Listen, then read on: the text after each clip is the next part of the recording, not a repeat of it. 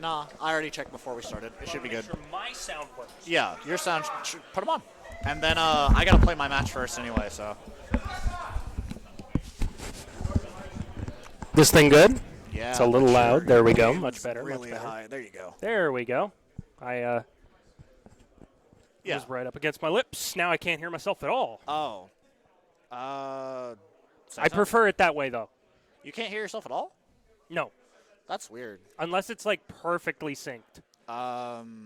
Which... You can hear me, though, right? Yeah. Actually, it might be perfectly synced. Before, there was, like, a full second delay, so I'd always hear what I was saying, and I'd have to, like, so really... you just can't hear yourself, but you can hear the other person? No, I can hear myself talk. Oh.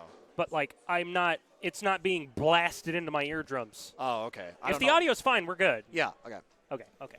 Sorry, ladies and gentlemen, welcome to Sooner Smash Dojo, number 70. Oh, there we go. Number 74. The Halloween Spooktacular.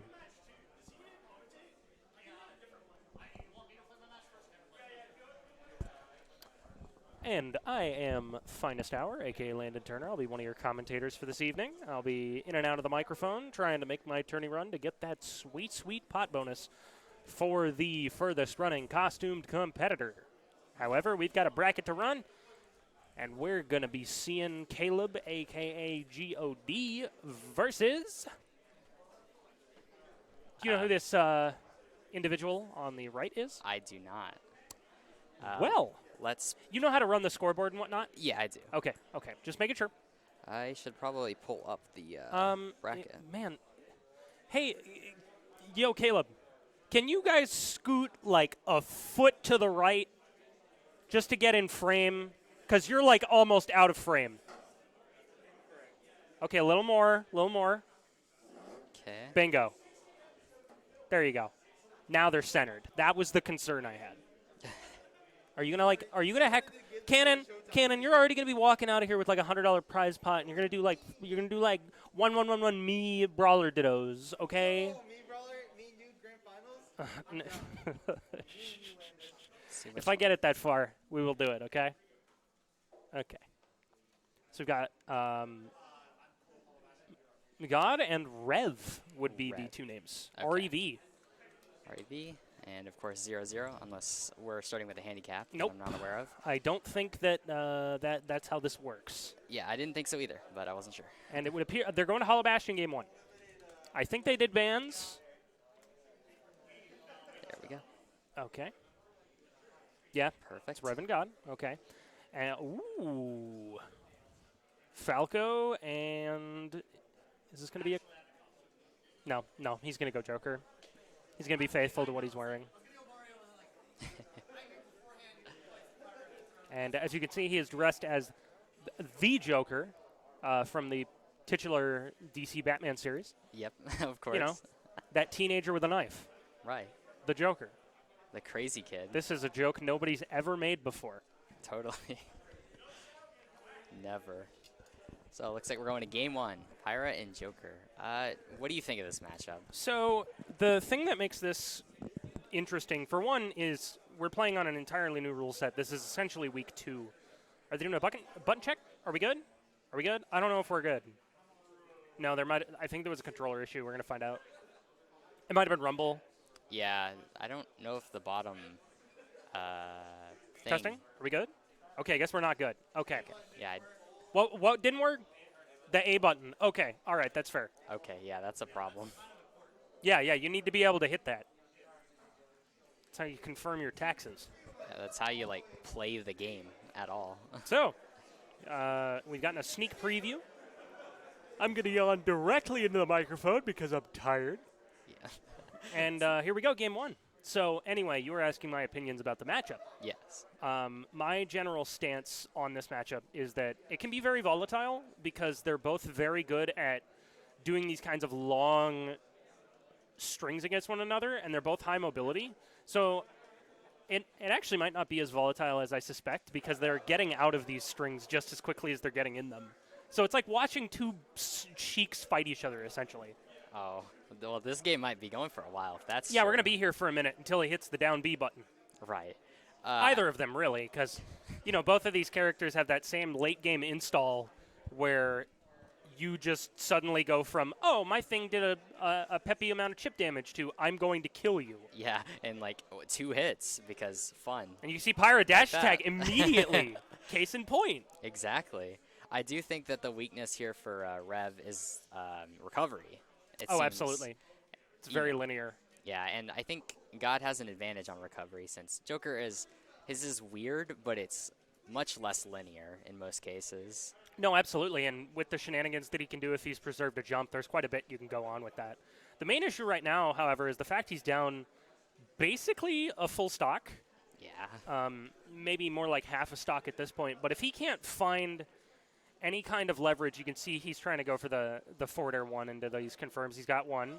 Nice. Got the forward air. Okay. Joker without Arsene has a little bit of difficulty killing, so. Yeah, but here comes Arsene, so he might be able to take the stock real quick. Great forward air. He's going to go for chip, maybe. Oh, that was good very reflex. good. That was very good. Yes. And you can see we brought this back almost to an even game, solely based on a couple really meaningful Arsene plays. Yeah, and that's the power of Arsene, as well as Pyra. So both players can really take stocks, but also have trouble taking stocks, depending on who is out. The main issue with Pyra against Joker is all of Pyra's options are not only slow, but relatively unsafe. Okay. Yeah, so he would be able to punish that very easily. And Joker punishes, you don't want to take those. They're very dangerous. You can see he's going for another dash attack, gets punished because it didn't whiff. The safest thing that she has right here is probably side B, and you're going to be seeing a lot of that. Yeah, I've been seeing some stuff with side B where it's like you can footstool combo afterwards. Yeah, it's not very effective because by the time you approach it, the opponent's usually been launched. I see. Oh, that was a good attempt. Yeah, good hit, but he got hit on the way back down. So Okay, I'm going to call it now. This is Aqua from Birth by Sleep. I recognize the color palette. I see. I wouldn't know. I know nothing about Kingdom Hearts. We're going to find out. Was I right? Yes. It's Aqua from Birth by Sleep. Wow. Also, another stock. Wow. Yeah, that was an interesting one. The knockback. I should have shut up and just watched. The knockback from the gun, I didn't even know it Yeah, had that much. gun is a little ridiculous at times. Oh, wow. That didn't combo because he was at like 0%. That's interesting. He's just trying to hit him with side Bs over and over because he knows that he can get that chip damage, but he's down a pretty huge margin to be able to try and get that chip. Yeah. And by a pretty huge margin, I mean like one combo away. But that's one combo for both Or characters. in this case, 2 dash attacks. That's true. Yeah, now it's even. Yeah, but he's fixing to lose Arsene, so it'll be much more difficult. It's going to be, especially with Pyro on the deck. This is going to be kind of difficult. Yeah. Oh, she doesn't have the sword. Oh, but he misses the tech chase, lands the back air. Wonderful. Gets hit by the nice. last hit of, I forget the name of that move. It's forget. neutral B, but It's I forget the neutral name of B. it. Gets Yeah. hit by the blazing end. Probably was looking for an up air there, but he was a little too far out of range. Nope, Oh, no, no too slow of punish. an option. It may be unsafe, but I don't think it's that unsafe. Yeah, it's definitely not that unsafe. Down throw, up air. Excellent. Doesn't get any follow-up. Yeah, this is I'm going to assume here, just a prediction, bear with me. I think Rev is going to go for a panic option. yeah, and then It's, take. and then it's either going to be that it's going to be like Prominence Revolt on stage or like a smash attack, and that is going to be the deciding factor as to whether or not who wins this game. We'll see, because God's got Arsene now. Oh, yeah, There it there it is. is. Yep, uh-huh. Wow, are you some sort of psychic? I just know how Pyro works. I see. I'm used to seeing a lot of play like this. I see. And one of her strongest tools is that she heavily punishes misspacing with up B out of shield. Yeah. It's not that up B out of shield is a great out of shield option.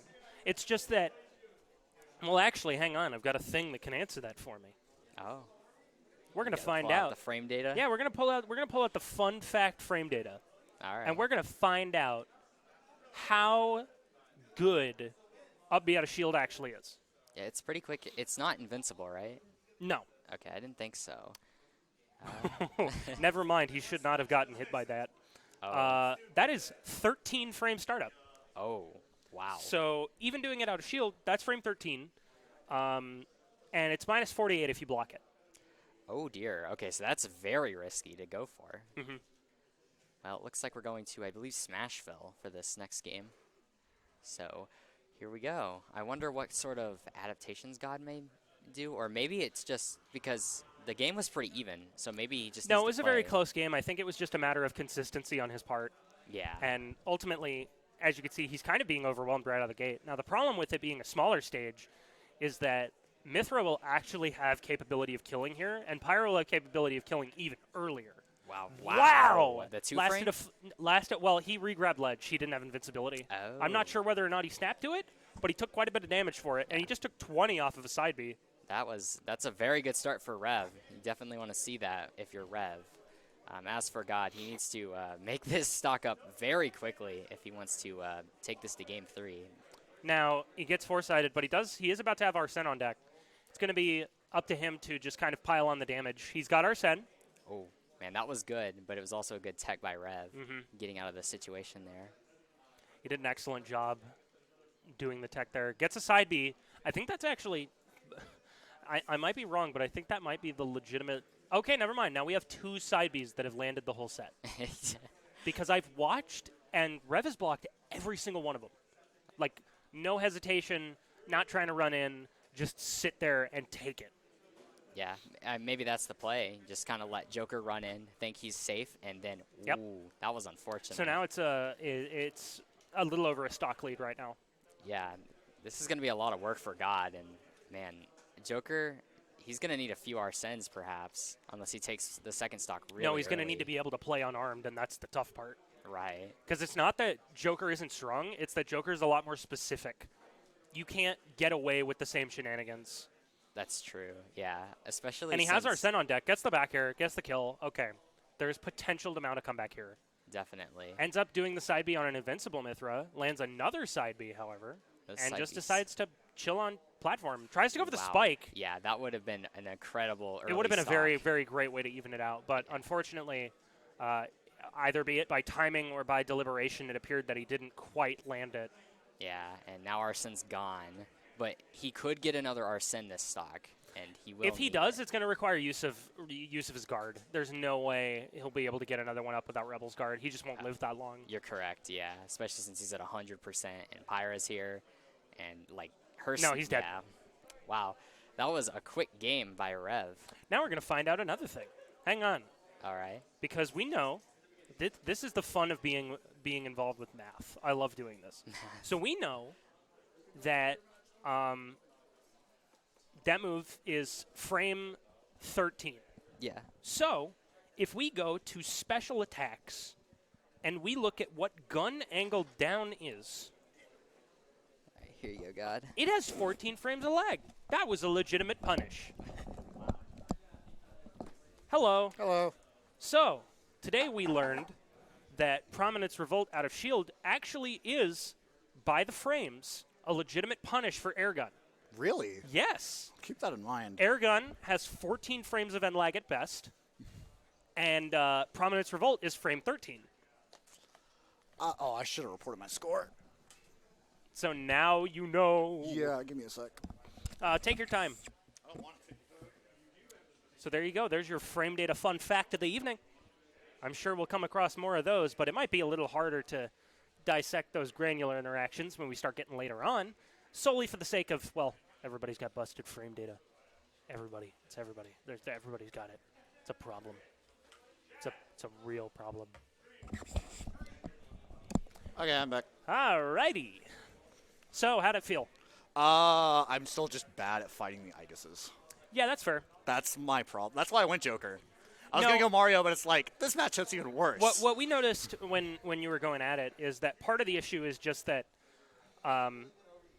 Mithra gets rewarded a lot for small hits in a way that Yeah. Joker doesn't necessarily, unless your execution is like absolutely flawless. Yeah. Whereas like Aegis can be wrong, and then if it's not Pyra, they can just throw out another one.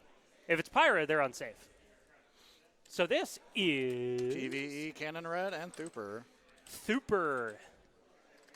I haven't heard that name in a long time. I gotta give me a sec before I update it. I always forget how to spell Colby's tag. I believe it's Thuper. Yeah, there's multiple R's. Thuperr. Okay. Well, That's why. that's Thuper. Thuperr. Super Mario fixed the. This can't be pleasant for the microphone. I'm gonna stop. It's not that bad. I can hear you, and it's like, it's fine. The VODs, yeah. I'll have to, that's true. I will have to probably hear it when I do VOD review. It's fine. It's fine. Anyways. Is he gonna play Donkey? Okay. I don't know if you remember this, and I don't want to say this to hold this over his head because it's very funny to watch in hindsight. But do you remember right when Smash Ultimate came out, and there was a clip of him playing Donkey Kong, and he got footstooled by a Palutena and popped off so hard the whole venue stopped? Yep, I know. Like, it was really funny, but, like, I also felt really, really bad because I would not want to be immortalized for a salty pop-off. And I know I've done that sort of thing before. Hi there. 2 R's. He already got it. I gotcha. We were talking about, like, 2 years ago when you managed to cause an earthquake in here. That was a Yeah, classic. eons ago. Eons ago. That was a classic. I was here that night. I was too. It was terrifying. It was great. I just hear like this ear-piercing screech, and I'm like, oh no. All right, I got the names backwards. Sora and ZSS. Oh, no, I had the names right. I'm bad. I am interested to see how this will go because Cannon, usually a Jigglypuff player, is now playing Sora. Yeah, Canon Red has been picking up Sora as a, like, new secondary to accompany Jigglypuff, and I would say it's worked out pretty well. He made it to Grands last week, I think. I could be wrong. But, yeah, Sora's been paying off pretty well for him. Oh, nope, no follow-up. Yeah, Thuperr is the resident ZSS main. She really hasn't been receiving a lot of love in the patches lately, has she? No, primarily because ZSS has been at a pretty consistent spot. Yeah. Like, even though you have proponents like Mars who are like, ZSS sucks. Bad, ZSS because bad. they have, like, 1/85th situations where there's inconsistency in a certain kill confirm. I can understand why people would be frustrated by that. But, like, do you know how many characters' kits just don't work? Yeah. Oh, that was a very good upbeat. Look, there was no issues or complaints there. That worked just as intended. Yeah. Meanwhile, Sora's, you could literally, like, DI out of it in the middle of it. It's ridiculous. Yeah. But it's the pick's paying off for Thuperr so far. He's doing a pretty good job holding down the stage against Cannon Red. Ooh, good use of Thunder there. Yeah, that Thunder is going to get Cannon Red back to center stage. Press up, you out of shield. Oh, that's really cool. Oh, that was a great up smash. Yeah, Sora's mix-up potential off of up B's pretty well. It's not there because it's always going to be either don't do side B or you do side B. Man, but Hollow like Bastion it is does. a very pretty stage. Yeah, having that side B after up B does give Cannon Red a way to get out of disadvantage from messing up his up B out of shield, which is a very good tool. Yeah. Although if Sonic Blade's blocked, it's like minus 45. Oh yeah. Definitely. And it gets increasingly well. I think that's at max. Usually it's like, okay, that was weird. Yeah. So I like how I'm seeing a lot of shield tilting. Yeah, that's kind of a good thing to do in the Sora matchup because I'm pretty sure forward air and neutral air can. That was a great upbeat. Yeah, that was a very good upbeat. This one is. Come on, can I predict it before it shows up? Shion. No, it's Roxas. Dang it, I always get it wrong.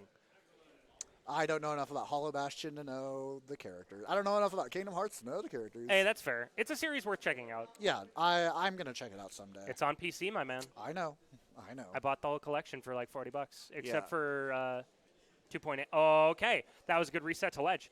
Oh, is he dead? Yep, because he's Sora, and he weighs about as much as Jigglypuff. Yeah. But he's rocking those size 42s. Thuperr is doing a very good job holding his own in this matchup. It's been a while since we've seen him enter Ultimate's bracket, but he's doing great. Like, is this the Colby comeback? Is he dead? I'm sorry, Colby. I'm sorry, Colby. Ouch. I feel so bad about that. Oh, that was sorry. Very unfortunate. Although Although he was at a high enough percent and high enough up to where that was kind of a guarantee. Yeah. It'll be interesting to see where they. Okay. Never mind. We're just going straight to Yoshi's story. As you do. And good stage. Same picks on both the halves. You can see Cannon Red here making his big brain plays, adjusting his glasses to make sure you know this guy's got the brains. Yeah. How do you feel about this stage for ZSS? So, part of me wonders how much this stage has actually been impacted by the hazards on change, because ZSS can now boost kick off of Shy Guys. Really? Well, yeah, because all it looks for is a Oh yeah. point of contact. Yeah. Oh, that was a very good punish on the side B because Cannon Red whipped his up B out of shield, but he was going to go for side B. But I'd say my main concern is that the Nair into down B confirms might not necessarily work 100% of the time if the opponent's aware of where Randall's positioning is. But this is so new that I don't even think it's an issue yet. yeah. Like, it's going to take probably a solid couple months for people to start putting that sort of thing into practice. Yeah, it's definitely going to take a while for people to figure out Forward throw? Randall combos. Nice. Thuperr is at 150, but still doing a pretty good job. No, he's dead. Yeah, no, he's dead. After a certain percent, I think that's just guaranteed. Oh, yeah, definitely. He was way up there. Up B it would have killed probably a bit sooner, too. Okay, I was wondering how long that was going to go for. Yeah, Thuperr knows what he's doing. Does He's good like, up smash. I'm not going to approach that. ZSS up smash is really good. I will say personally, I'm not a fan of. Wow, that was a good dash attack to get him off ledge. Again, how long does that last? His dash attack lasts forever. That's awesome. It's a very good. It's probably one of the best dash attacks in the game. Wow, Wow, what a conversion! That was a really he good. He followed his positioning. Yeah. Going in with the Sonic Blade. Okay, gets an easy 17%. Tries to read, whiffs a grab, and you're gonna see here, Thuperr's gonna just need to make. He stopped good on the. Yeah. He taunted. He taunted. Yeah, that's quite Cannon Red. That's very BM, dude. Yeah. Oh, and he gets back aired for his trouble. Is he gonna die? No. He's gonna make it back. Edge guarding Sora is generally not a good idea. I can imagine that this would be fine with characters with like non-committal options, like K-Rool. That was a very good up Also B, very though. good up B out of shield. Yeah. Is he going to go for swinging on the Shy Guy? No, he's not interested. Goes for the down air. Not sure how I feel about that. Might have been a misinput. Up tilt. No, that doesn't combo, does it? Maybe on midweight characters? Oh, yeah, no. ZSS is up tilt combos. It's just weird. I don't know enough about ZSS to know a lot, but I do know that, like, she gets combos off of up tilt, I'm pretty sure. Down tilt, too, I think. It's like Falcons. He's doing a much better job of just playing this safe. Like, you can see he's basically kept him at ledge for, like, a solid 30, 45 seconds. Yeah. Another side B. He's off stage at ledge again. Yeah, Cannon Red's, he's living. That's the thing is, it's like, Sora being on ledge probably wouldn't be the same as Sora being a disadvantage because, oh, that was a good mix-up. But Sora's, like, ability to just get back from anywhere means that, like, being kicked off ledge and then forced to get back isn't a big deal.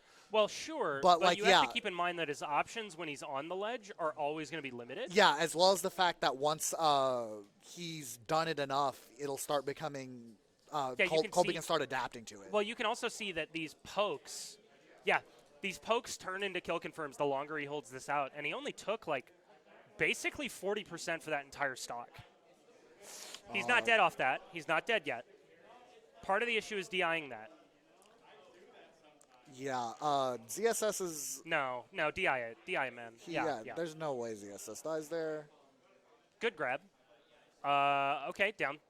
Was that? That wasn't That down. was forward throw. No, that was forward throw. It's trying to confirm into an up B again. Yeah. That's... No, that was just up air. That was great. I have to go play matches. And Okay, can I play on stream? We're putting whatever the round 3 is, and you need to play yours. I'm not playing on stream? You can do your next one. Well, the next one. You play your next one on stream. Okay. That's fine, as long as I get to. Caleb, you also have a match. Yeah. I gotta get my hair. It's my training weight. Because when I wear it, I have to wear the guilt of the crocodile I killed before.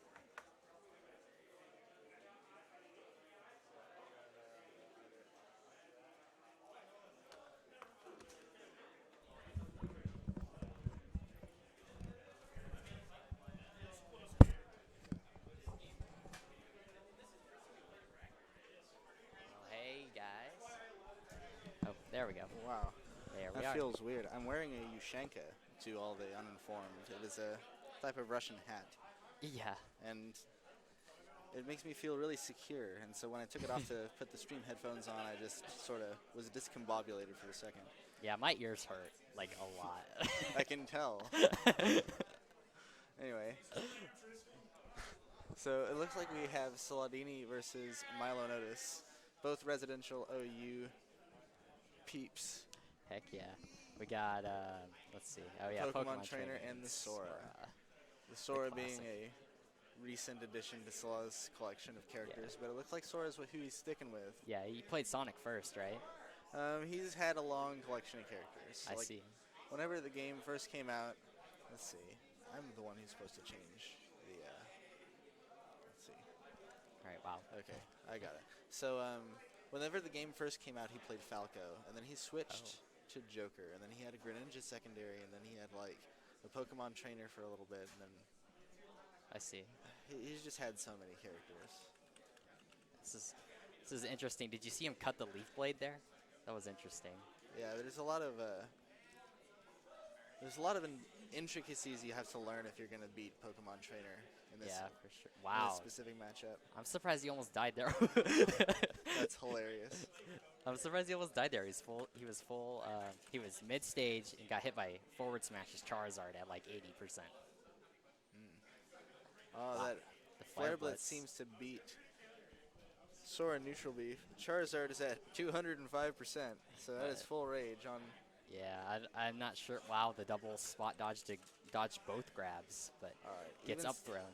even stocks, even percent. So let's see. I wonder how like Squirtle and the rest fare against Sora. Like I don't really know much about Sora. Yeah. Sora is. You have to approach him as a floaty and a swordy, so he's really weird to figure out in terms of matchups. I see. Like, I personally think he's like high tier at least, maybe low end of high tier. He's good. Yeah, I But- definitely place him high mid tier, low high tier. Mm-hmm. But yeah, I mean he's a weird character. Oh wow, Yeah. the spike, but it's fine. He's fine. He's Sora. He's Sora. So like even if he didn't have his jump, he still would have made it. But that was a really good. What do you think? Option select there. See, the thing is about Ivysaur forward smash. It just sort of covers all the options. It has a little bit of a hitbox behind Oh. Ivysaur. Oh my gosh, It's he? fine. It's Sora. She's fine. What am I talking about? He's Sora fine. privilege. Okay. You Man, can go yeah. out for this edge. Yeah, man, that is so like scary. You have Sora just floating there. Yeah, and narrative forward smash. Like, Yeah. what is that? It's like crazy. I got hit with that a couple times in my set versus Darn Sora earlier. Yeah, Those were good games. he's such a scary character because he just like does so many things that a lot of characters can't do. I think Slaw has 4 Twitter clips of me with his Sora where he just starts edge guarding me with Nair loops. And I it's see. Yeah. really funny because I save my jump to the very end, and oftentimes I even have 3 jumps because I'm Sephiroth, and Yeah. then It doesn't matter. it doesn't matter. Oh well. This is some interesting neutral. yeah. Like, both players at pretty even percent. Oh, as I say that, Slaw takes Slaw the lead, is taking a bit of a lead here. and Ah. then he just steals the stock out of nowhere. Nair to forward smash. Yeah.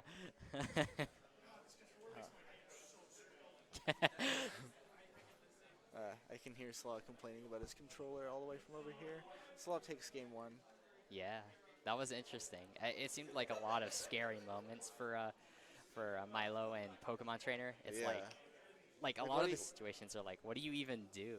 Yeah, like, I found this a lot because I play Ike, and Ike is one of those characters where you just sort of have to land on them with a hitbox that's a sword, like Yeah. Ike Nair. And Sora can do that really well with his Nair as well, since like the hitbox for it is so egregious. Is that a word? Egregious? I think it is. I don't know. Anyway, so we're moving on to game 2. Yeah. Let's see if Yeah.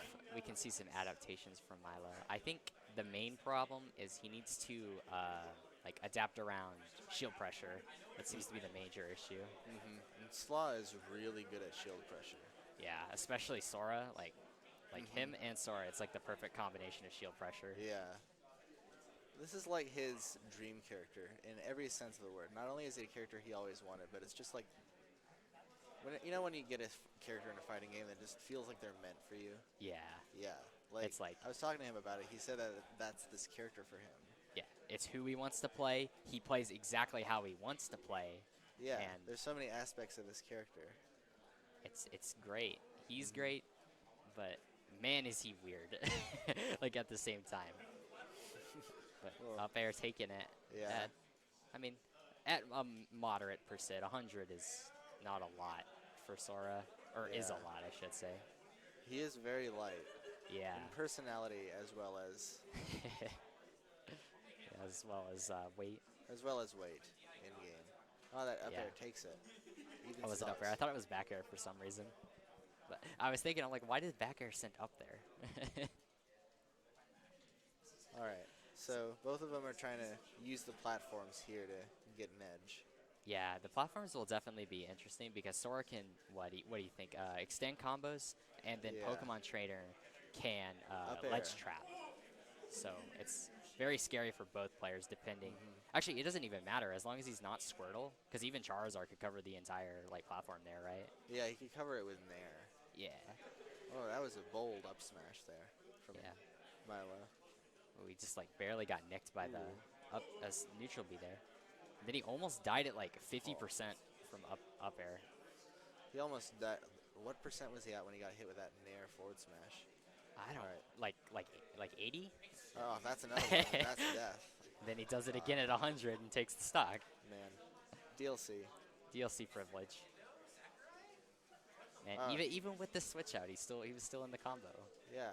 It's a weird busted combo whenever you Pokemon Trainer's friend. Yeah, Ooh. that was an amazing spike. Well, that was a really good spike. Yeah, even though it's real easy with Ivysaur, I mean, still spiking Sora is no easy feat. Yeah, that's true. All right. Looks like the momentum is still firmly in Slaw's camp here. Yeah, but it's a lot easier for Milo now that they're both on last stock. He just Yeah. needs to make this percent Pull back. some cheese potentially. Perhaps, yes. Yeah. Ivysaur's got the cheese for sure. But the So moment too he does switched, Charizard. So he's really not in a losing situation here. yeah, definitely not. And Charizard's real heavy, so he earlier last game he survived to 200%, Oh yeah, that's true. Yeah. and that's insane. Though of course Sora is a very hard hitter despite his weight, or maybe Looks his like weight. he's is- building up a bit of a percent lead. Yeah. Not like he's coming back here. Yep, This looks- neutral is. Yeah, both players playing very carefully. They don't want to overextend. Oh, well, that was a really scary edge guard. Yeah. Oh. If he had that read, Sora might have died there actually. Oh, Wow, man, this the is down just so tilts. Yeah. spaghetti. Wow. Oh, the forward air.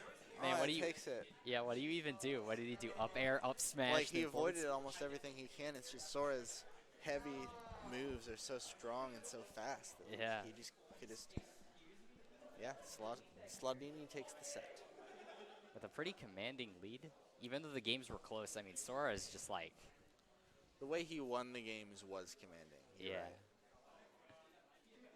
kind of insane. Yeah, Slaw is really good for the character. I am really tired. Yeah, I've had kind of a long day. That's been, all right. Yeah, it's been. It's tough. really windy here for some reason. I know the wind has just been chaotic. Yeah, yesterday it was blowing 20 miles an hour? Mm-hmm. Insane. Yeah, Oklahoma weather. It's never consistent, and it's always something spontaneously, incredibly, morosely. Well, those are just adjectives to describe it. I lost my point, but really, it's Oklahoma weather. Do I need to say anything else? It's very unpredictable, Yeah. and there's no trees, so the wind goes forever. Yeah. All right, it looks like we got FinestHour FinestHour versus and Grandma. Both really good heavy players. Yeah, definitely. All right, so Oh, I'm gonna have to play my game at some point, so I stop holding up the bracket. yeah, I'm in. Oh, again. I think I have to fight Conrad, the Peach player.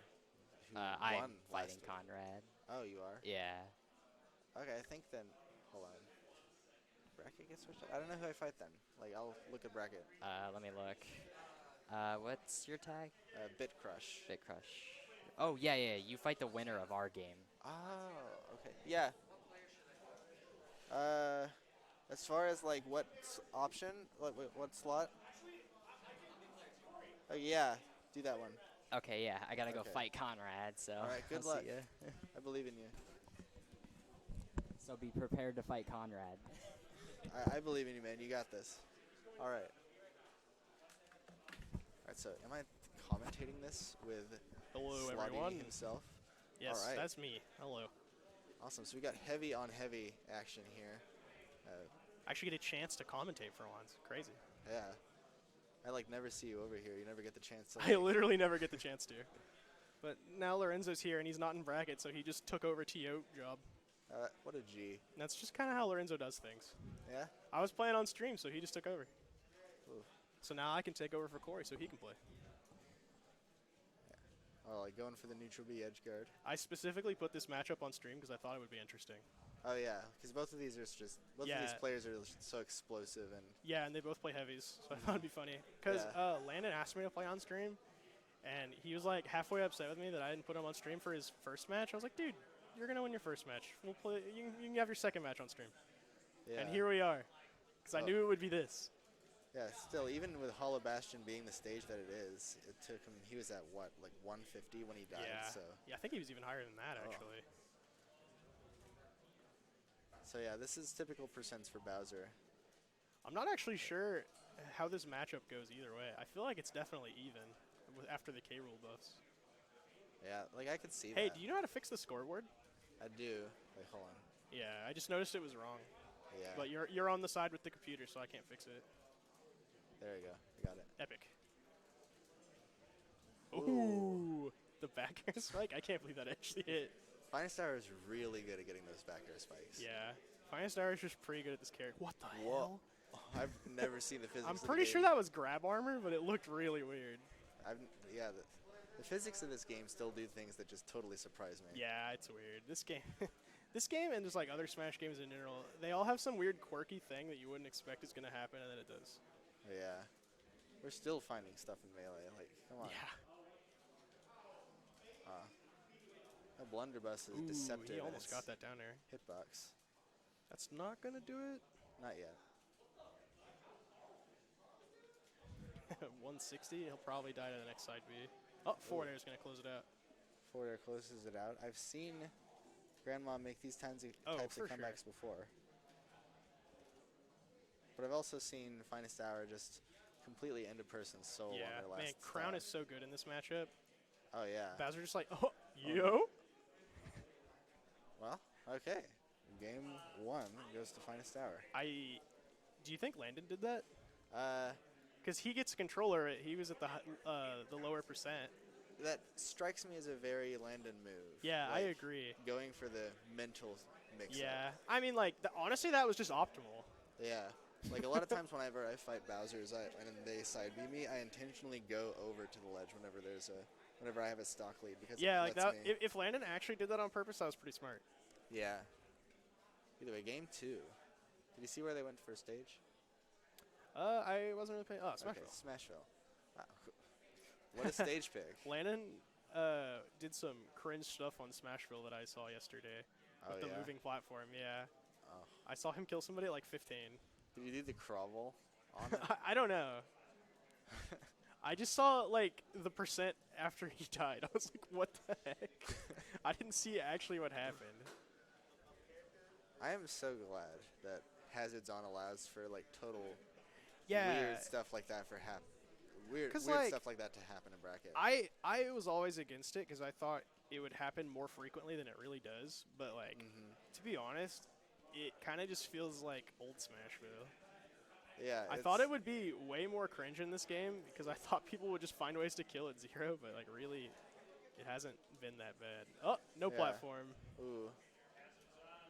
Yeah, like it feels more nostalgic than anything. He almost actually killed him because of the moving platform there. If he grabbed him just like a second later, he would have gotten it.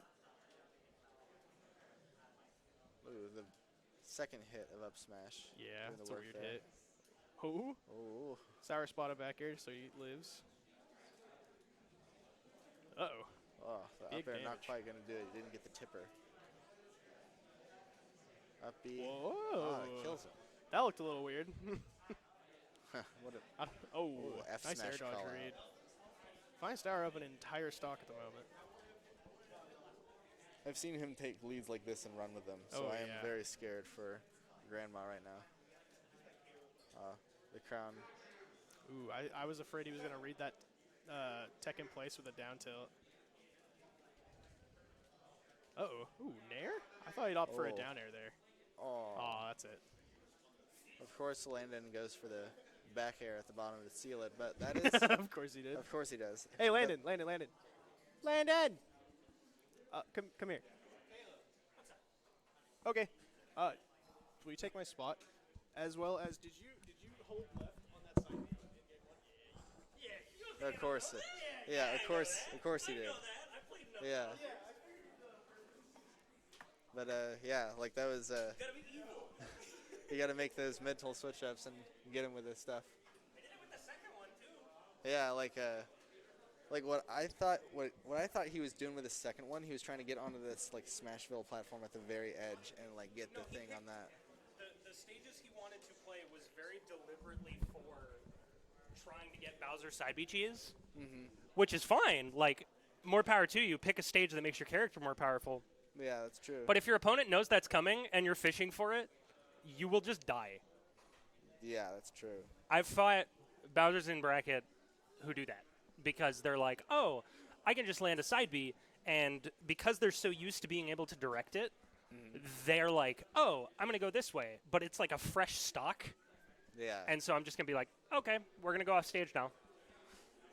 So if I'm at a percent deficit ever, or I'm at the higher percent and they're trying to direct it, I always try to follow their movement so they overcompensate. Yeah, like yeah, it's a funny little thing to do. Like I'm trying to think. There was something.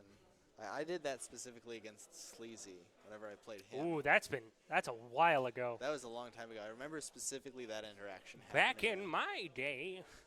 It feels so weird. I was Hello, Chaz.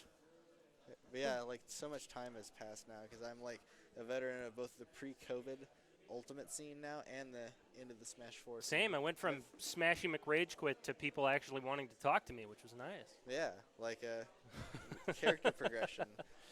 Well, you just got to learn that we're all here to compete primarily, and the first things first, we're all here to have a good time. Yeah. We're all here to learn course.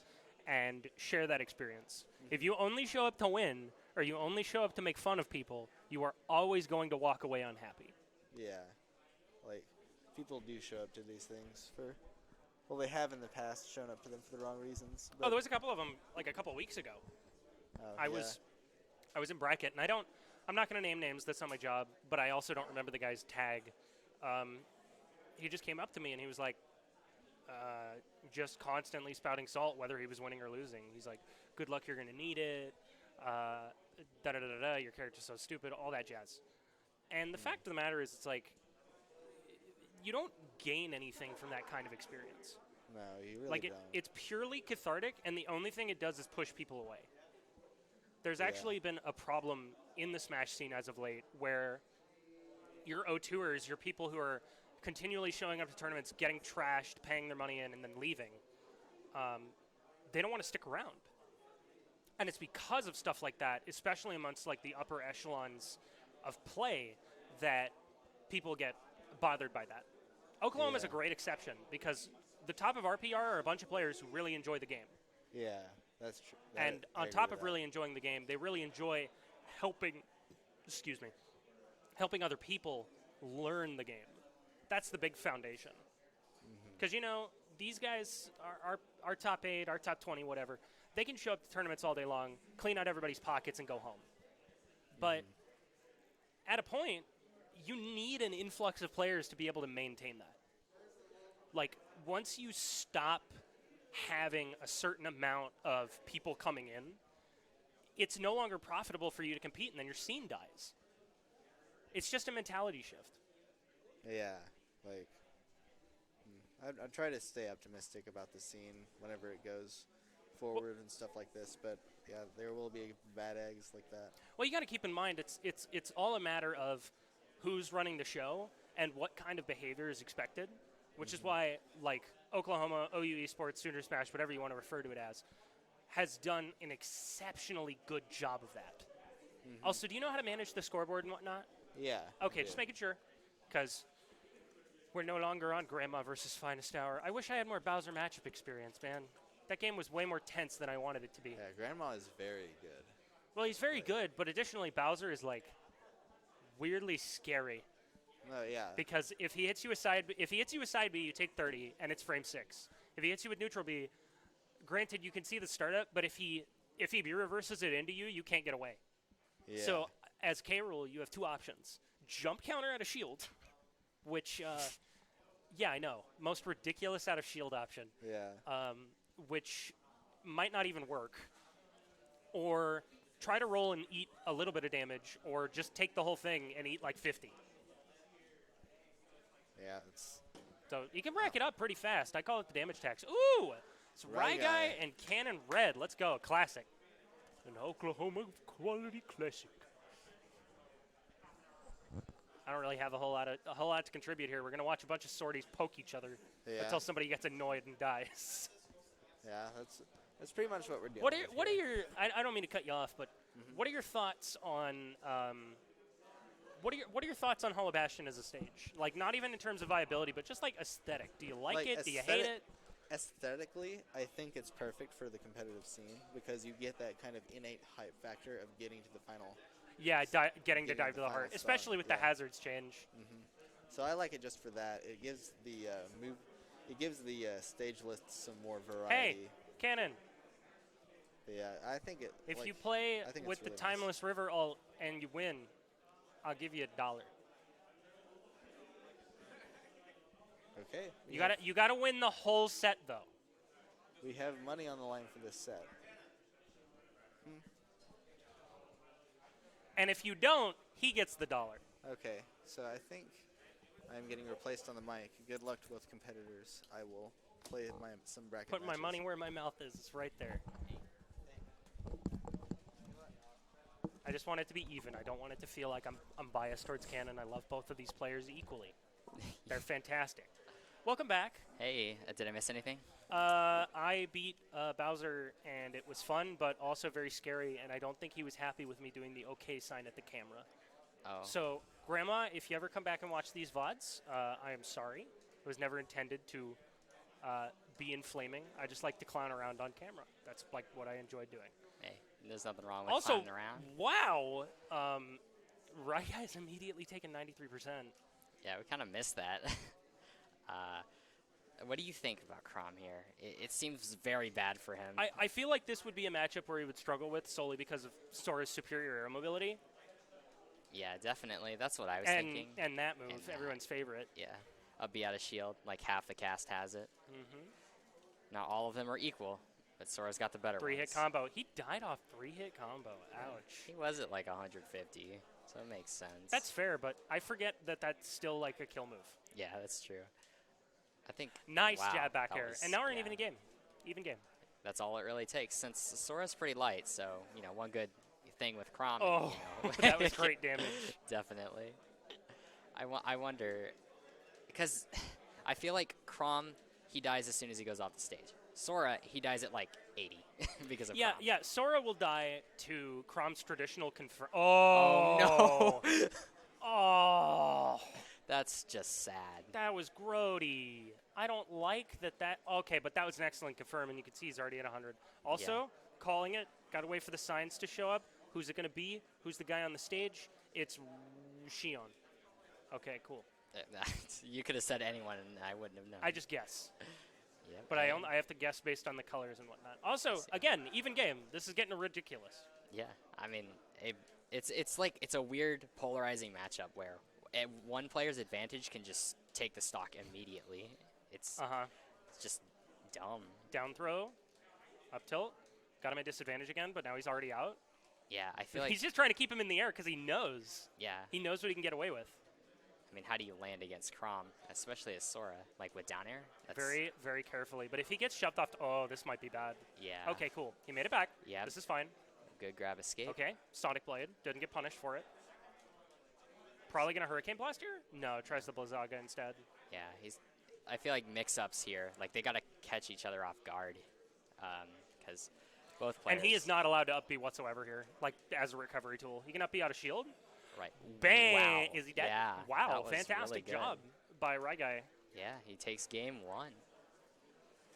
I really don't want him to throw because I made him pick the Timeless River ult. Oh. I feel like I'm like fixing the match. I don't like that. Commentator bias means win. Also, I need to change what round it is. It's like round 3, isn't it? Yeah, yeah. This is like winners round 3. Yeah, let me look. I'm pretty sure it is round 3. Let's see. Oh no, this is quarterfinals already. Dang. That was fast. Is quarterfinals top 8 or is semifinals top 8? I think quarters is top 8. So let's see, winners. Because it goes quarters, Quarters, then semis, then finals, which has 2 players. Right, and then grand finals. So, or finals, which has 4 players. Right. So finals has 4 players, which means semis would have 8. Which would also mean that. Yeah, so semis is top 8. We're in top 16. Okay, I see. Oh, that's fun. That's why it would seem like we're there pretty quick. Yeah, that makes a lot of sense. Oh, it's so small. Did he just Firaga to get back on stage? That was really cool. I wish I saw that. I'm messing He used with the OBS. knockback of the first Firaga blast, like B reversing it to push him towards the stage. But he Ah. gets F tilted for his trouble. All right, get out of here, OBS. There we go. Wow, the last hit didn't connect there. Interesting. Do you think it would have taken a stock if it did? No. That's the answer. See, this is dangerous. Being off stage against Sora. Yeah, you can't take those types of risks when you're so high percent against Sora. Even though he did have a stock up, it was just an immediate, like, lose your stock moment there. No, you're absolutely right. I wonder, with all of this going on, all the neutral, both players are being very careful. Are they seeing something in each other's play style? One has to ask Just let me know. the Okay. question. You don't have to if you don't Down want throw? to. Nope, back throw. He's off stage again. Gets back on, though. Yeah, both players got to play extremely carefully around each other. Again, like I said earlier, one mistake and it could almost be the stock with how polarizing these characters are with each other. It's a good FP out of shield. Yeah. He's going to try he's going to try as much as, is he dead? No, he's got good DI. Plus it's stale. Yeah, definitely stale. Good back air, though. Yeah. All right, who we got this time? It is Kyrie. I'm guessing. Maybe. It's Riku. Dang it. I don't even think Kyrie could show up on this stage. Again, I wouldn't know. I know nothing about Kingdom Hearts. Kingdom Hearts School Series. Yeah, my friends are into Kingdom Hearts, and when Sora came out, I was like the only one that was like, yeah. I think he was a great way to wrap up this game's development. Oh, definitely, I agree. I just imagine if it had ended on Kazuya and everybody would have been like, oh, okay. And then it Yeah. would have been over. Yeah, no like hype. Well, I thought Kazuya was hype because I wanted a Tekken character ever since Smash 4, but that's just me. Yeah. I don't think he's so. dead. No, Yeah. no. It's really stale. But Good he's DI. down almost an entire stock. This is not looking pretty. Yeah, just one He's down dead. tilt. Yep. Are you sure? Yeah, it's really No. stale. No, because you're right. It is stale. One more should do the trick, so he has to be careful.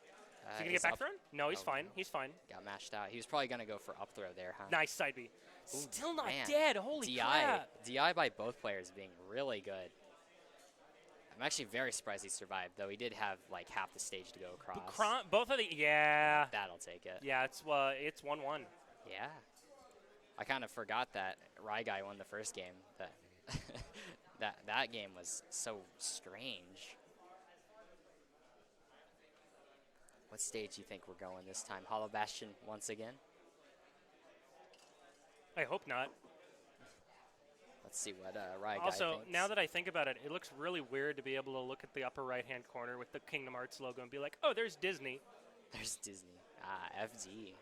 Ah, we're going to FD for Game 3. I wonder, does this definitely like helps Chrom, right? Because Sora's got to land on Chrom at some point. Yeah, this definitely helps with Chrom's ability to focus, but at the same time, it also makes things a little more difficult. Because, well, not necessarily. It only makes things harder for Sora, so this was a good stage choice. Yeah, because Sora's got to, like, as soon as he is in disadvantage, he's got to work really hard to get around Chrom, since there's no platforms to work around. Hang on, we're going to learn something today. All right. It's time for the second. Oh my God! I looked away for 2 seconds and he died? Yeah, he got down aired through the stage. That was insane. Ouch. And yeah, you want to see that if you're RyGuy. Just take that stock so early. Yeah, but now he's got him off stage again. Yeah. Doesn't look pretty. But Punish him. Yeah, punish that up out of shield. Let's go. RyGuy definitely wants to build as much percent as possible before his stock gets taken. It seems like Cannon Red is really pushing his advantage, getting RyGuy really shaken up. Ooh, that could have been bad. We saw it before, but Forward Tilt actually beat out the up B earlier. He missed it this time, but if he had gotten it, RyGuy would not have been able to make it back. Punishing the whiff grab. Jab. Goes for the jab. Attack cancel back air, but doesn't manage to get it. Wow. Manages to survive the aerial sweep thanks to being in freeze. Yeah, he probably didn't mash there, which is probably the move. Back Yeah. air. And Man. now we're looking at game match point for these two. Yeah, and RyGuy's got a massive lead. Okay, well, he's still got a Still stock. got a full stock. He can Chrom aside if he wants. That's he true. might be going he for might. it. No, I don't, oh, is he going to go for it? Nope. No, he's not going to go for it. He's got to be careful. Yep, Sora's going No to make spike it back. there. Gets the jab. Tries to go for another spike. No luck on that. Good He's mix-up option. slowly building his lead here. Back air tripped. Yeah, that's, I guess, because he was so low percent, he didn't go off the ground. Yep, good Good up up B out of shield. It's got him at about 70. Yep. About 10 more percent, he'll be within kill range, unless, you know, So many rolls. he just stops to go for something absolutely insane, like a raw F smash. That's scary, just seeing Cannon Red stand there. And he's off stage again. He's going to have to be careful.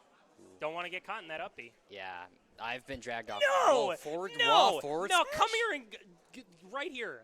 Right here. I commentators cursed that by saying you would go for a raw F smash. Take it. Take it. All right, I got to go play my match, but here's God. No, because I said the winner of that would get $1. He gets it. He gets the dollar. That's the worst case of commentator's curse I've ever committed. What'd you do? I said he was going to kill him with a raw F smash, And he and then he kills him with a raw F smash in like a time where it would not have made any sense to go for it. Please forgive me. I have been fundamentally altering the outcomes of these matches. All right, you're good. Who do we got now? I don't know Probably who's going up. to have Conrad and BitCrush. All I know probably. is that Either Conrad and BitCrush or Slawdini and Noremac. I just got to beat like maybe 2 or 3 more people. Yeah. Yeah, I think I'm going to stick with Falco for a little while. Just try things out. I'm enjoying him. Falco's cool, man. I just am really bad at killing because he's really bad at killing. You either kill them in your tiny 20% window or they live to 200. And it's hard, bro. Hello. We have Slawdini and Noremac. Ah, yes. Sora Ditto, let's go. Sora Ditto, put it in the title. I can. We're in winners semifinals. Oh, so we're in top 8 now. Yeah.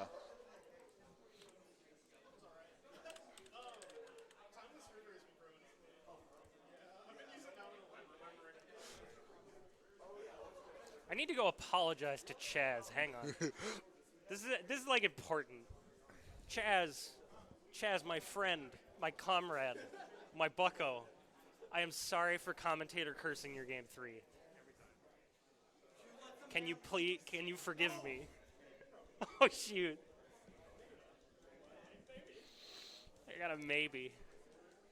Friendship ended with Cannon Red. Friendship ended with Cannon Red. Now PvE Ben is my new best friend.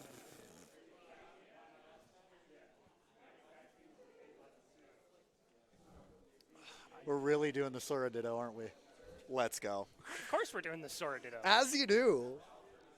And we're probably going to start Hollow Bastion. Yeah. That would be the hope. The dream. And they're going to pick music. Yeah, I have a feeling they will. That music that they can absolutely hear. Yeah, we should get the Kingdom Hearts rhythm game and pass it around all the setups so we can get the music. That's not a bad idea, actually. I mean, like, yeah, it would be just neat. Because I did hear it's, like, the best track. I hate it. Oh. As somebody who knows the original Dearly Beloved, hearing it in swing tempo is just miserable. Yeah, it's bad. Yeah. You really? It's so bad. Really? It's like if you took a funeral march and tried to make a disco song out of it. Okay, I'll give y'all that. But as someone who doesn't play Kingdom Hearts, I don't hate the song. Yeah, that's fair. But Dearly Beloved is like the most emotional track in the entire series. So to hear them just go, it's like awful. I'm just mad we don't have Simple and Clean. That's yeah, all I'm mad about. That's a licensed song. Oh yeah, I know. Roxas. I got the names backwards. All right. We got Valor Form and Standard KH2. Sora versus Roxas here. All right, game 1, Hollow Bastion, Sora Dittos. You probably can. You know more about the game, like the series, than I do. What do you want to know? I'll give you a lore. We'll give the stream a lore dump while we watch. Who are these? What costumes are they wearing? What alts? Slaw's costume is the default KH2 outfit, which, fun fact, Sora was in his KH1 outfit for 2 years. And what I mean by that is he was in like a sleep stasis for 2 years in that thing. So he comes out and he's all overgrown and like his clothes don't fit.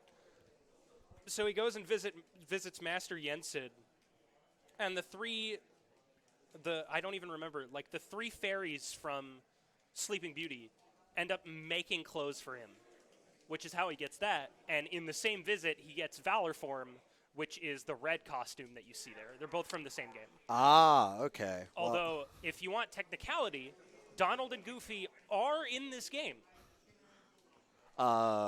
Because Valor Form required Goofy and Sora to fuse, which is that costume there. I think that's enough Kingdom Hearts lore for today. They didn't like do like a Dragon Ball Z fusion. It's just Goofy disappears and then Valor Form pops up. See, I'm still standing by my statement. That's and the blue I don't need to know more. The blue one is Donald. Okay, now you know. Okay, cool. Also, Roxas is Sora's nobody. Yeah, I know that. Which the reason he has an X in his name is called the Recusant Sigil. Which is another lore and it's thing. like not actually an X. No, it's a symbol that like tracks their location. Yeah, I know this. It's so dumb. I think that's enough Kingdom Hearts lore for today. We should talk about the match. Slaw finally took a stock off of Noremac there. Normac's got a really healthy lead here. Scoop. Almost a full stock lead, basically. Scoop Hagen does. Yeah. And the character of the hour is... Oh, yeah, because Hollow Bastion happened. The transition happened. It's Aqua. That's cool. No, it's Terra because I can't read. Anyways, Slaw's... Hey, can we turn the game audio on the stream up? There is no game audio because it's copyright. Oh. Yep. Why? Because I don't want to get copyright claimed. I don't want to deal with it yet. When, I know that Austin said that I could just, huh? Really? Yes. Okay. Yeah, then put the stream audio. I want to hear it. Okay. Let's talk to Austin. He knows how to deal with copyright. Yeah, that's probably what I'm going to do. There we go. Fantastic.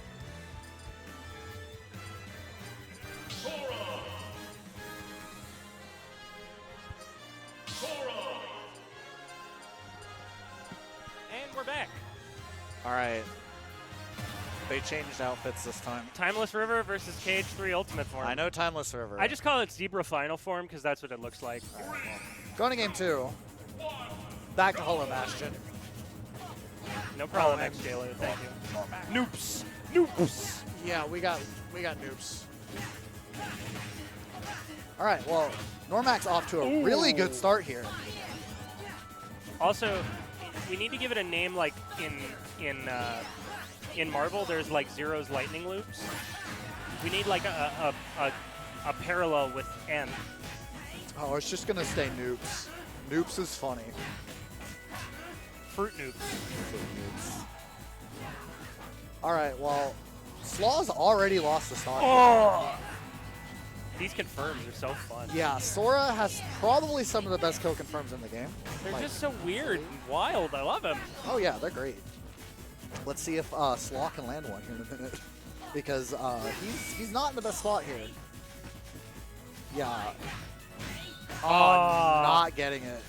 Unfortunate. All right. Normac's doing a pretty good job here holding down center stage under that platform.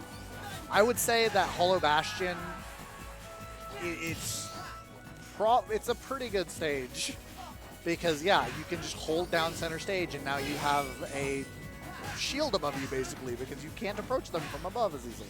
Yeah, that's fair. Yeah. That, no way! he fell out. Okay.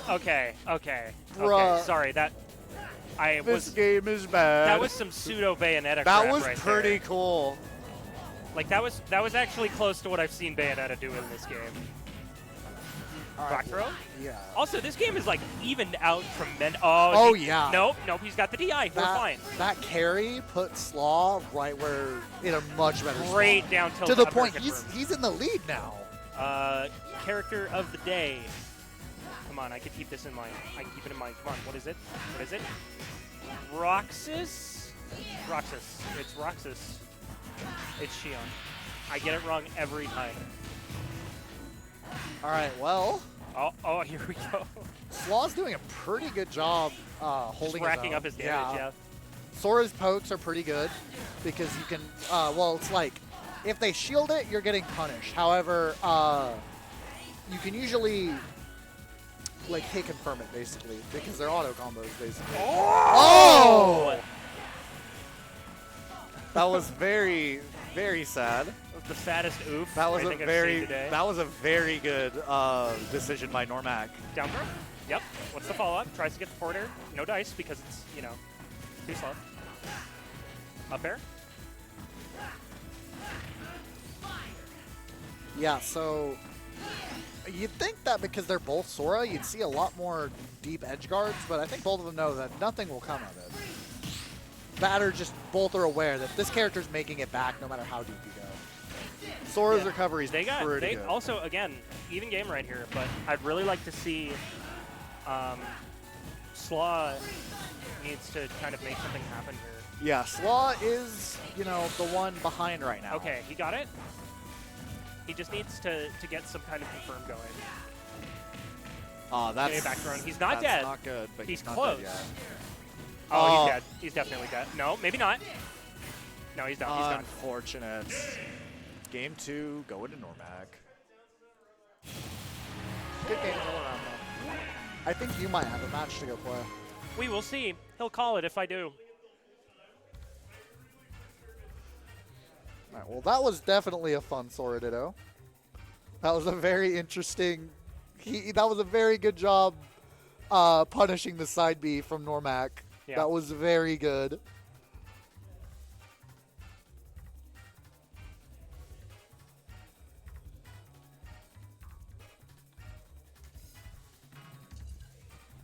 Basically just waiting on the next match here. All right. Hello. Caleb and Caleb commentary. It's been a while since Yeah, we've dude, been on this commentary is the first night that I've actually had a chance to get on commentary. This is the second time I've done it. Yeah, and this is the I'm on the shoutcasting team. I just can't. I can't participate. yeah. It's weird because it's like we haven't been on commentary together since Yeah, pre-pandemic. It's been like 2 years. Yeah, it's been a hot minute. Right, that was a good match. Yeah. That was very fun. I threw super hard. But Oh yeah, but it's fine. yeah. Fun times. Dude, I crumbled because I got way too tilted that I misinput a down tilt out of a run again. I Yeah, dash attacked his shield twice that set, and I just got way too tilted the second time I did it. yeah, I feel that. That's probably why I got knocked out of bracket today. Is I wasn't feeling good. Yeah, for sure, dude. I got so that was so lame. The crowd's yelling at me that up B that I hit in the blast zone should have killed him. Oh yeah, dude, that was so dumb that it didn't. Dude, that stock would have been so sick. It would have been. I cannot believe he fell out of that. That was so sad. Oh, whatever. It's not like the set was particularly close. Yeah, but I mean, like that was just so cool. Like, bro. All right. Yeah, I wanted that to kill so bad. But, you know, it happens. This is back to winner's quarters.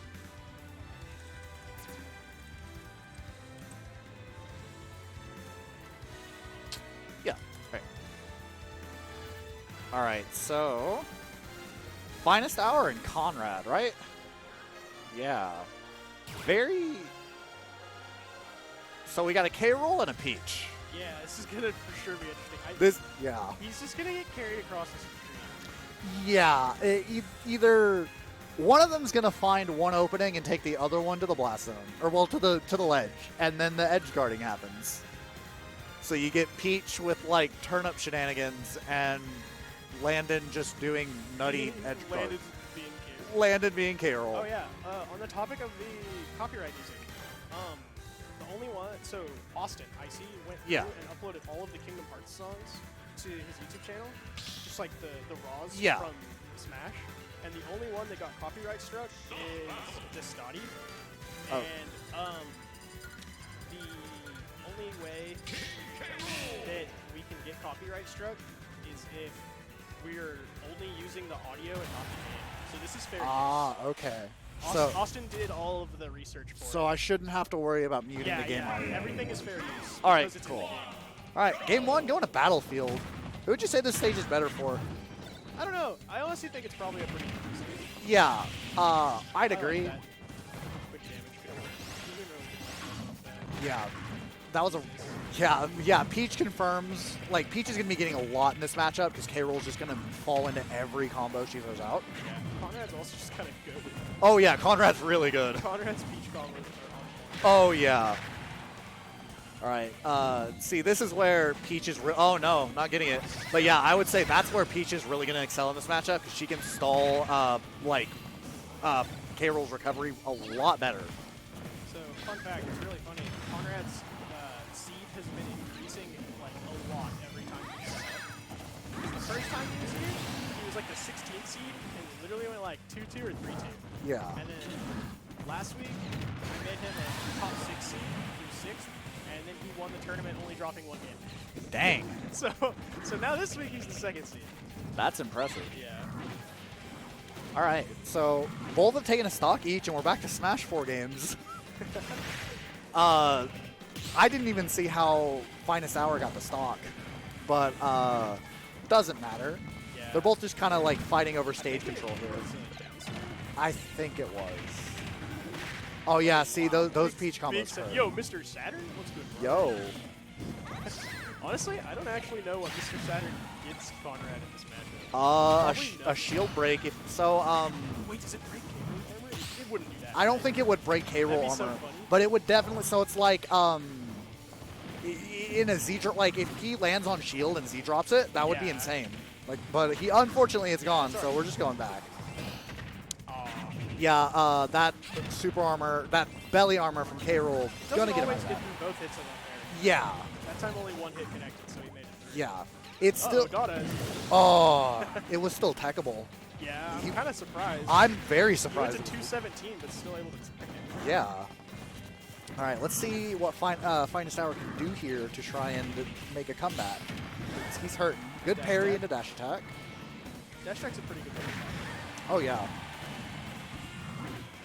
Yeah, K-Roll's dash attack does do a lot for him. It gets Yeah. him. It's a very good burst movement option because you throw out a fat hitbox, it just covers his whole body. That was a very blunderbuss cannonball. Gonna take it. It's so slow sometimes, you just like accidentally fall into it. You just like It's- think it's not going to be there anymore, but it's still Yeah, there. yeah, it's very much one of those things where it's like if you might Ooh, Stitch Fit. overthink You got a it. Stitch You Fit got and a a Dot Eyes and a Mr. Saturn in this game. yeah, dude. You better Conrad's not pull a bomb on. He's- I might have to DQ this man. Yeah. We got Dream out here. Anyways, so FinestHour is not super far behind. Oh! Dang! Okay. Just, Poor faded. just parry forward smash. Parry charge. He forward parried smash. charge forward smash too. Yeah. That was a very, very good call out by FinestHour. It's also a very questionable fade in from Conrad. Oh yeah. I think he thought Landon was not going to commit to the charge and just rip the forward smash. Yeah.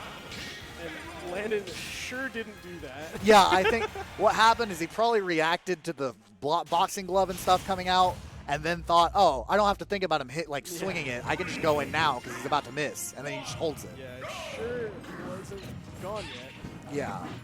All right, going to Final Destination for Game 2. That's a good pick. Yeah. Honestly, it's like really good for Peach, but I don't know if I would have wanted to go here against K-Rool in this matchup. Yeah. It's. I mean, I don't know. I think it's definitely like you trade the. Boy, Landon is Oh! Landon Gaming. He is fiending tonight. All right, so FinestHour's got a really fat lead here off of that really Are we about gnarly to have spike. the top 3 seeds all in losers before winners semis? Maybe. Well, we'll find out. This might be a very interesting Halloween bracket. Oh yeah, this is a Hey, pretty dude, good it's night. the costume power. It's the costume power-ups. I did better today with my costume, so is Landon. I did worse than I did the last 2 weeks, but that's hate mostly to just hear it. that's just because I got tilted today. Yeah, it happens. Falco. I went Falco for my losers matches, and I just kept like being unpunished. Like I was unable to punish anything today. Like, and I don't know why. I was just Landon missing. at Yeah. a billion% right now. Yeah. Yeah. See, this is kind of what I was talking about with taking K-Rool to FD, because like, I know it sounds weird, but K-Rool can actually camp pretty well. Yeah. See, that's the thing is like K-Rool. The buffs to his crown and everything. Yeah. See, Oh yeah. That's where Peach is still. It's like you can still probably pick Peach on FD. Yeah. He just took 52 off a down throw. I think the thought process here is that You kind of have to deal with it. yeah, it's like oh, the classic FinestHour setups. Yeah, I'd say the thought process here with going to FD is that there's no platforms to get in the way of your approach. Yeah. So that's definitely like yeah. Peach, like everybody knows Peach is really good on this stage, but like I don't know. I just don't want to deal with K-Rool on this stage, frankly. Yeah, see that's the thing is like K-Rool also just gets the factor that like You can just combo him for 3 hours on other stages. yeah, all yeah Sure, you can do that on this stage, but like then you get platforms to go run away from. yeah. K-Rool's definitely like grappler scary, Yeah. whereas Peach is like just scary. Yeah. Because like Peach isn't really considerably bad on any of the stages on the stage list. He really went for that down throw back air. He really went for it. Like that's the You got the nice hit in there. yeah. Oh, that's Oh, it. that's it. Actually just it. That's Yep, yeah. That's it. Game 2 going to FinestHour, and Lord. we're gonna see him. That'll do it. Yeah, that'll do it. Landon, you can just stay there. You can just stay there. Yeah, you're gonna play Ryan. Yeah. But like, you're gonna play it stream again. Yeah, All right. we got Ryan Guyan, FinestHour. Please don't call him Ryan Guy on stream. Okay. he would not like that very much. All right. This is semis. Yeah, this is winners semis. So Winners yeah, we semifinals. officially have all top 3 of our seeds at this bracket in losers right now. Ben, Chaz, And Conrad. and Conrad. Ben, Chaz, and Conrad all Dang. losers right now. That's oh man, losers sounds. It's okay. We got Noremac holding it down. He's our Yeah. 4th seed sitting in winners finals right now. Yeah, has he only went Sora tonight? No, he played Joker in a set earlier. Ah, okay. Coward. Coward. Yeah, see, my mistake today was I really shouldn't have went Joker against Mithra because my brain was just too hurt, and I hate Mithra. So yeah, that kind of just left a sour taste in my mouth all night. Yeah. So I'm just gonna. I'm gonna get up real quick. All right. I'm gonna get my drink. All right. All right. So yeah, we've got RyGuy and FinestHour up on stream in a second. Just gonna set that there. And yeah, so this is going to be an interesting winter semis. We have Ryan, who plays Crom, FinestHour, who plays K-Roll, and I would definitely say it's a I'd say it's a relatively even matchup, actually. I'm not an expert, but I think that Crom not having a projectile really means that, like, he kind of has to interact. He has to go in. And K-Roll likes it when you go in because he gets in. But yeah, so we'll just have to see.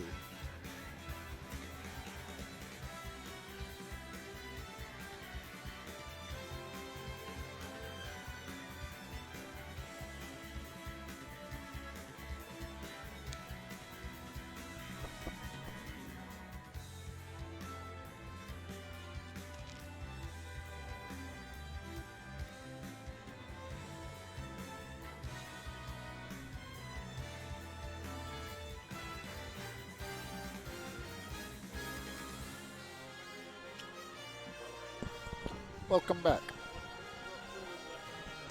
Yeah. It's fine. I can go fill it up.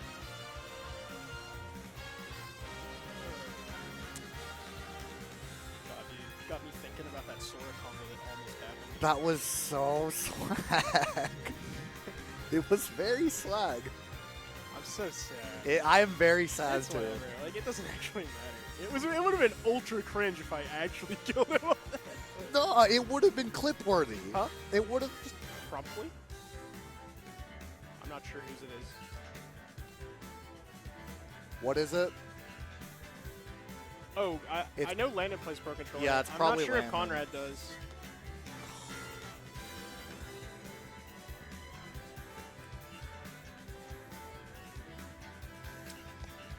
You know, I just disconnect all the controllers. I had to do that. I mean, tonight. Landon's controller was already paired in the first place. Yeah. So. Winter semis. It's still a best of 3 though. Yeah. Yeah. Not guaranteed 7, guaranteed 5th. Yeah. I'm pretty sure you and I win the costume contest. Yeah, I think y'all got the pot bonus. I'll check. I don't think there's well, currently Landon and I are for sure the furthest people in the bracket in costume. Yeah. Because I'm in losers quarters right now, and there's no one else even that far in bracket yet. So. Yeah. I think the only Waddle is in costume, but I don't. True. I don't. Are know. they still in bracket? Yeah, it looks like it. Nice. Yeah, they go. Kobe. They go up against Ben next, or they play JH, and then if they win, they play Oh Ben. no, they have to play JH. That's so funny. Are you sure? They're about to sit down to play Silas right now. It looks like. Oh.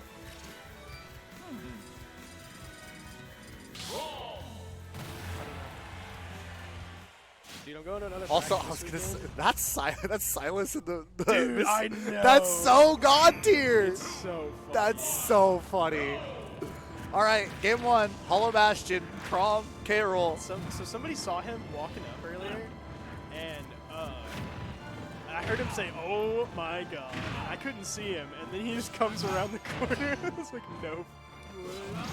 Oh wow, he nice. made that back. Good spacing. Yeah, Ryan's Yeah. been practicing that a lot. He has to practice that against a lot of other characters. Yeah, So Ryan's pretty good at that. yeah, I would definitely think that like this is a relatively even matchup. What do you think? It's gotta be even. At Yeah, least. that's the thing is that it's like this matchup's actually pretty hard for him. yeah, because the thing with K-Roll is that you want to try and make him approach you, and Crom doesn't really have the tools to do that. And so it's like I would say like And then Yeah. Crom just gets like sauced by all of Harold's armor aerials on his recovery. Yeah, and Just, then like, can't match the rate, 'cause Harold will always- yeah, and I know Ryan did a good job getting back, but like the counter doesn't help. Yeah, it's just so hard. Yeah. I mean, like, Ryan can do it. I know Ryan can do it. It's just, it's really hard. Yeah, it's very hard. But even stocks all around. So, I do know that Ryan has actually never beaten FinestHour. Really? Yeah, so that's why I know that this matchup is not easy. Yeah. From my like I basically only get friendlies in against FinestHour like during the week, and so it's like I can tell you, not having a projectile against K. Rool is not fun. Yeah, it's pretty bad. It is very It's gonna that do one it. not Yeah, there it is. He's still not dead. Oh, He made it back, Let's run him back. bro. That was very clutch. Sword saving him? Not saving him? All right, yeah, this is not where. You just can't get back. Yeah, Like, this. there it is. F tilt. Barely missed his up there. Yeah. That would have been a really big up air.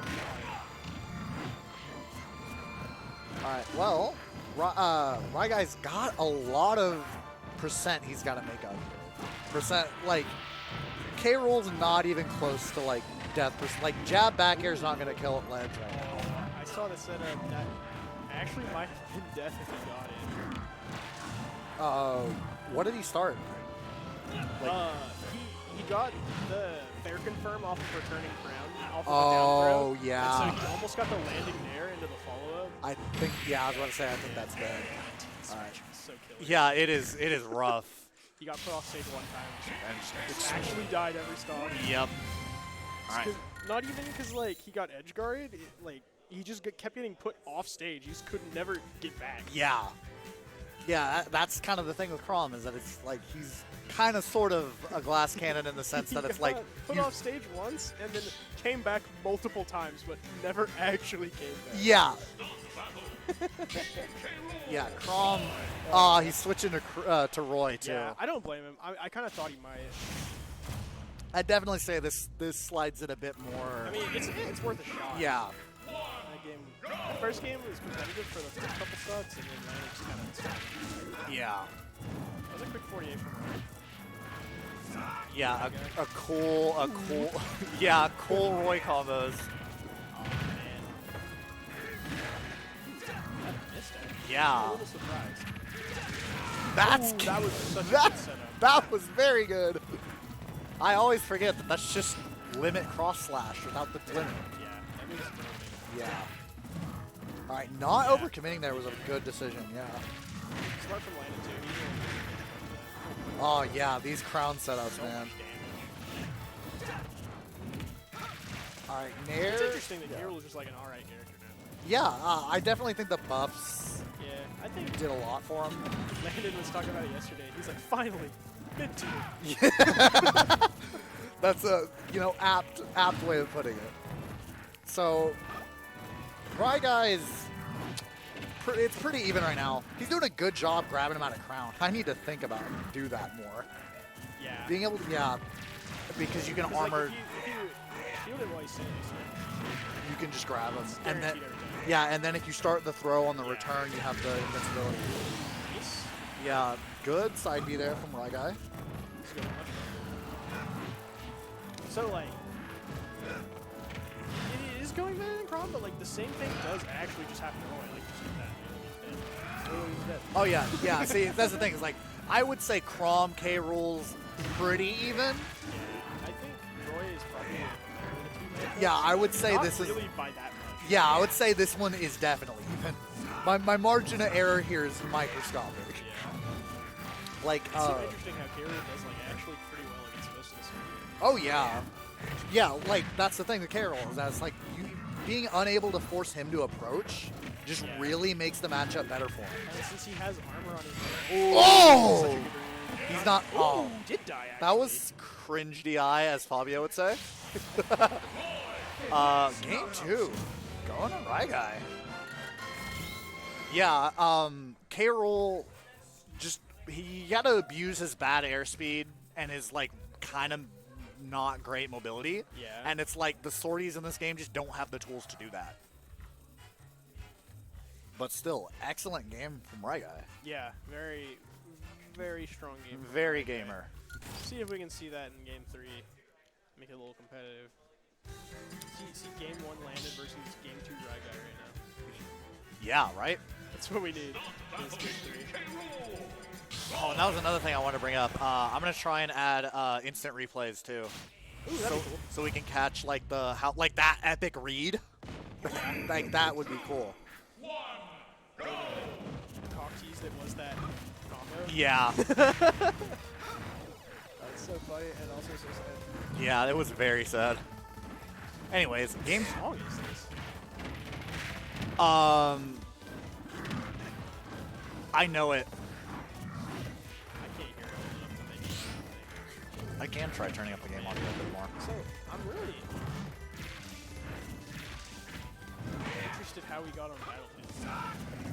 Yeah. I didn't really expect this to be the last stage of this, but I mean, like, I guess it makes sense. Yeah. Wish I knew what Ryan did. Yeah. Oh, I can't turn up the game audio anymore. Unfortunately. It'd probably This be is loud if you did. this is Mappy music. It's from Capcom. Yeah, so it's just their like assorted music. Nope. Not quite. Too high of a percent. Yeah. It's gonna have a beat hit. Yeah. The wet noodle. That's the one bad part about playing. Yeah. You have to actually play up close. Oh man, that feels so bad. Yeah, That's dude. the thing about You K. got the- Rool. You got the wet noodle. And Yeah. Now he's down. And yeah, he was at like 90 before the up smash. Like yeah, Things. yeah, just K. Rool. That was nice. That was a great play. He just stood there and it's just like, he didn't really lose that much off that. He's a 0. Yeah, Most probably taking a 20. yeah. Pretty even game this time. Because yeah, we saw game 1 FinestHour dominating, and game 2 Ryan dominating, and like now we're on game 3, and it's pretty even.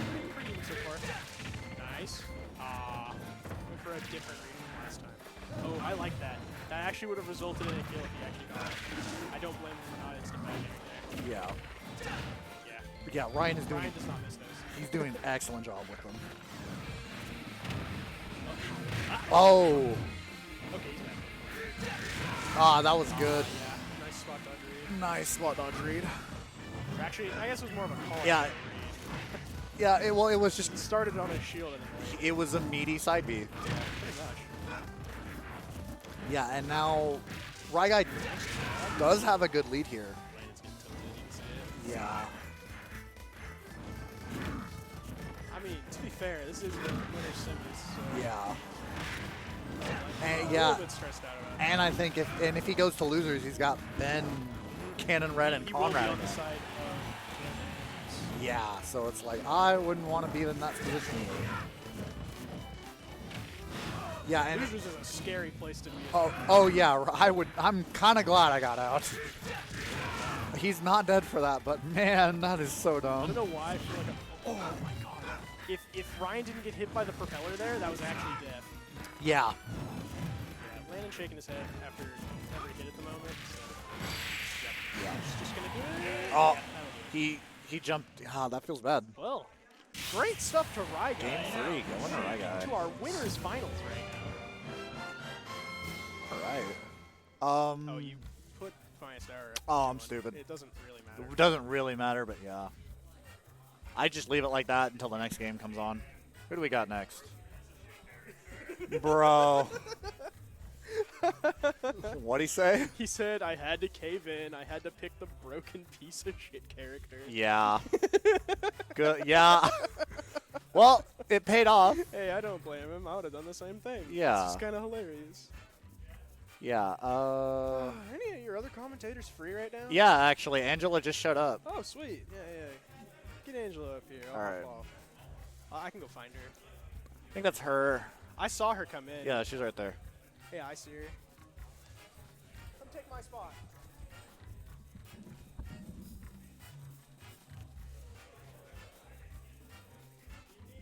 Hello.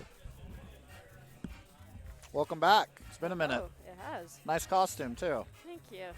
All right, yeah. We just got through with a very tense set between RyGuy and FinestHour. It was a very, very tense set. Had RyGuy not switch off to Roy, we might have been seeing FinestHour close out that set, but the Roy pick ended up working out for RyGuy.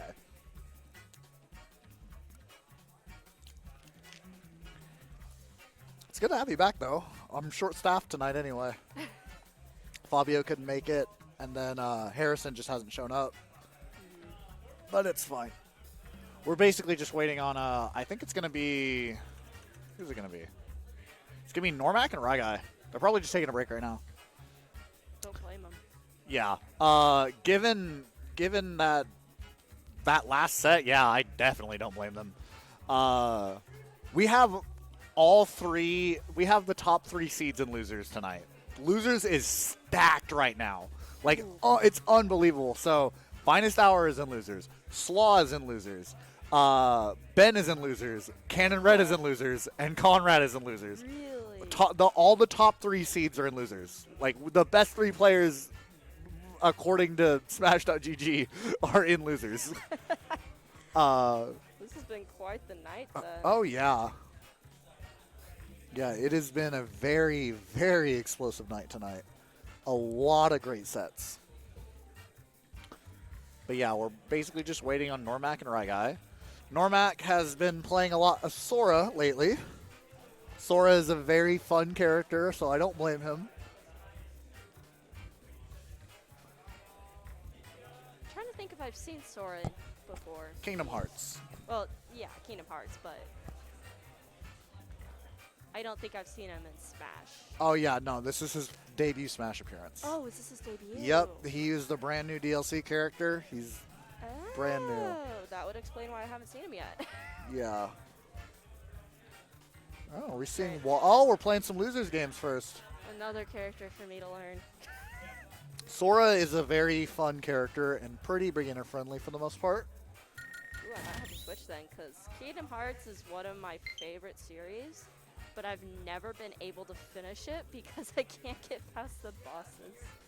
Oh yeah, no, I've heard Kingdom Hearts can be a whack game sometimes. No.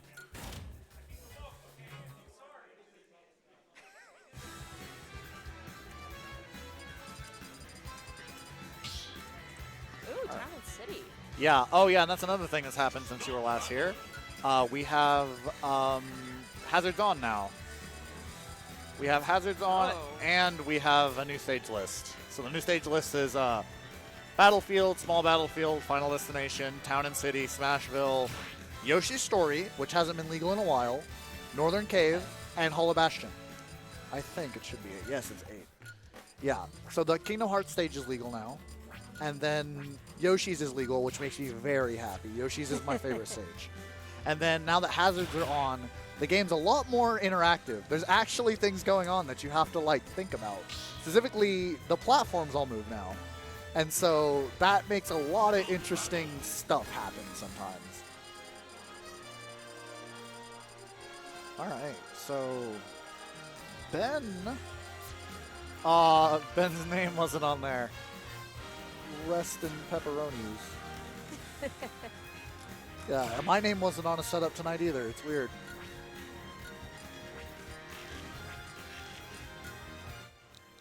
Let me check one thing. Actually, I don't need to check one thing. If Waddle doesn't win this set, then I know who the pot bonus goes to. So that's all I was wondering about. Yeah, because it's my money. And I did. Yeah, I was the one who did the pot bonus for tonight because I wanted people to show up dressed up, and it worked. I will say there are some awesome costumes here. Oh yeah, I'm sad I didn't get a picture of Silas. Silas was in, he was Misato from Evangelion, and that was god tier. That was like honestly great. And then I'm rocking my Joker cosplay tonight. I saw that. I was Yeah. like, that's fitting. Slaw is Tomioka from Demon Slayer. We got a Crash Bandicoot, a Pokemon trainer, and King K. Rool himself. Yeah, excellent, excellent turnout tonight. I'm very happy. All right. Ben's going Roy. Waddle's going... Oh, yeah. I think those names... I don't know. I don't know who's who. I'm pretty sure Ben is Roy. I'll ask at the end. We'll find out at the end. The names are either right or wrong. I don't know. Anyways.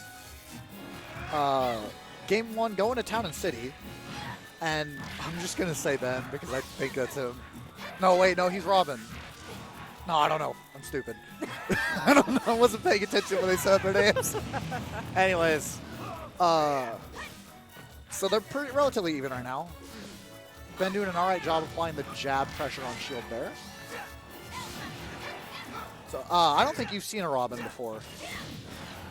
I think I've seen Robin before. Oh yeah, maybe because Johan was here a couple week or two ago. Yeah, Robin's gimmick is that she has really powerful special moves and a really strong sword that are all on a meter that get recharged. And then she's still bad, but she's fun bad. Speaking of fun bad, that forward smash was very fun and not very bad. So Ben's doing an alright job. Just keeping Waddle pinned against the ledge here. Not really given a chance for Waddle to use his projectiles when he's constantly having to get back. Yeah. As easily anyway. Yeah, having a lot of projectiles generally means you don't want to be glued to your opponent, and Ben's staying glued to his opponent, so it's not working out for Robin. That's so dumb.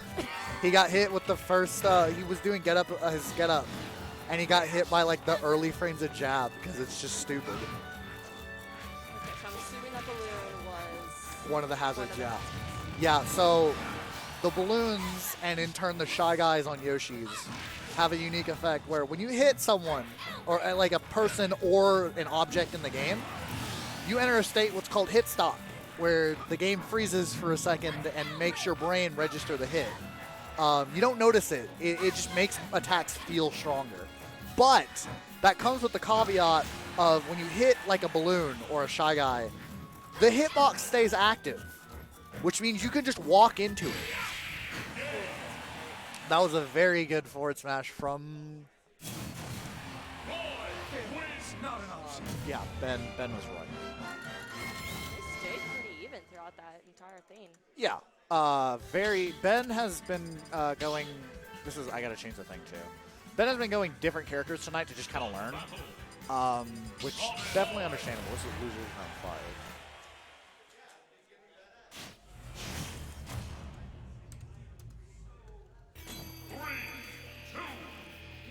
Gotta fix that. All right, game 2, going to Battlefield.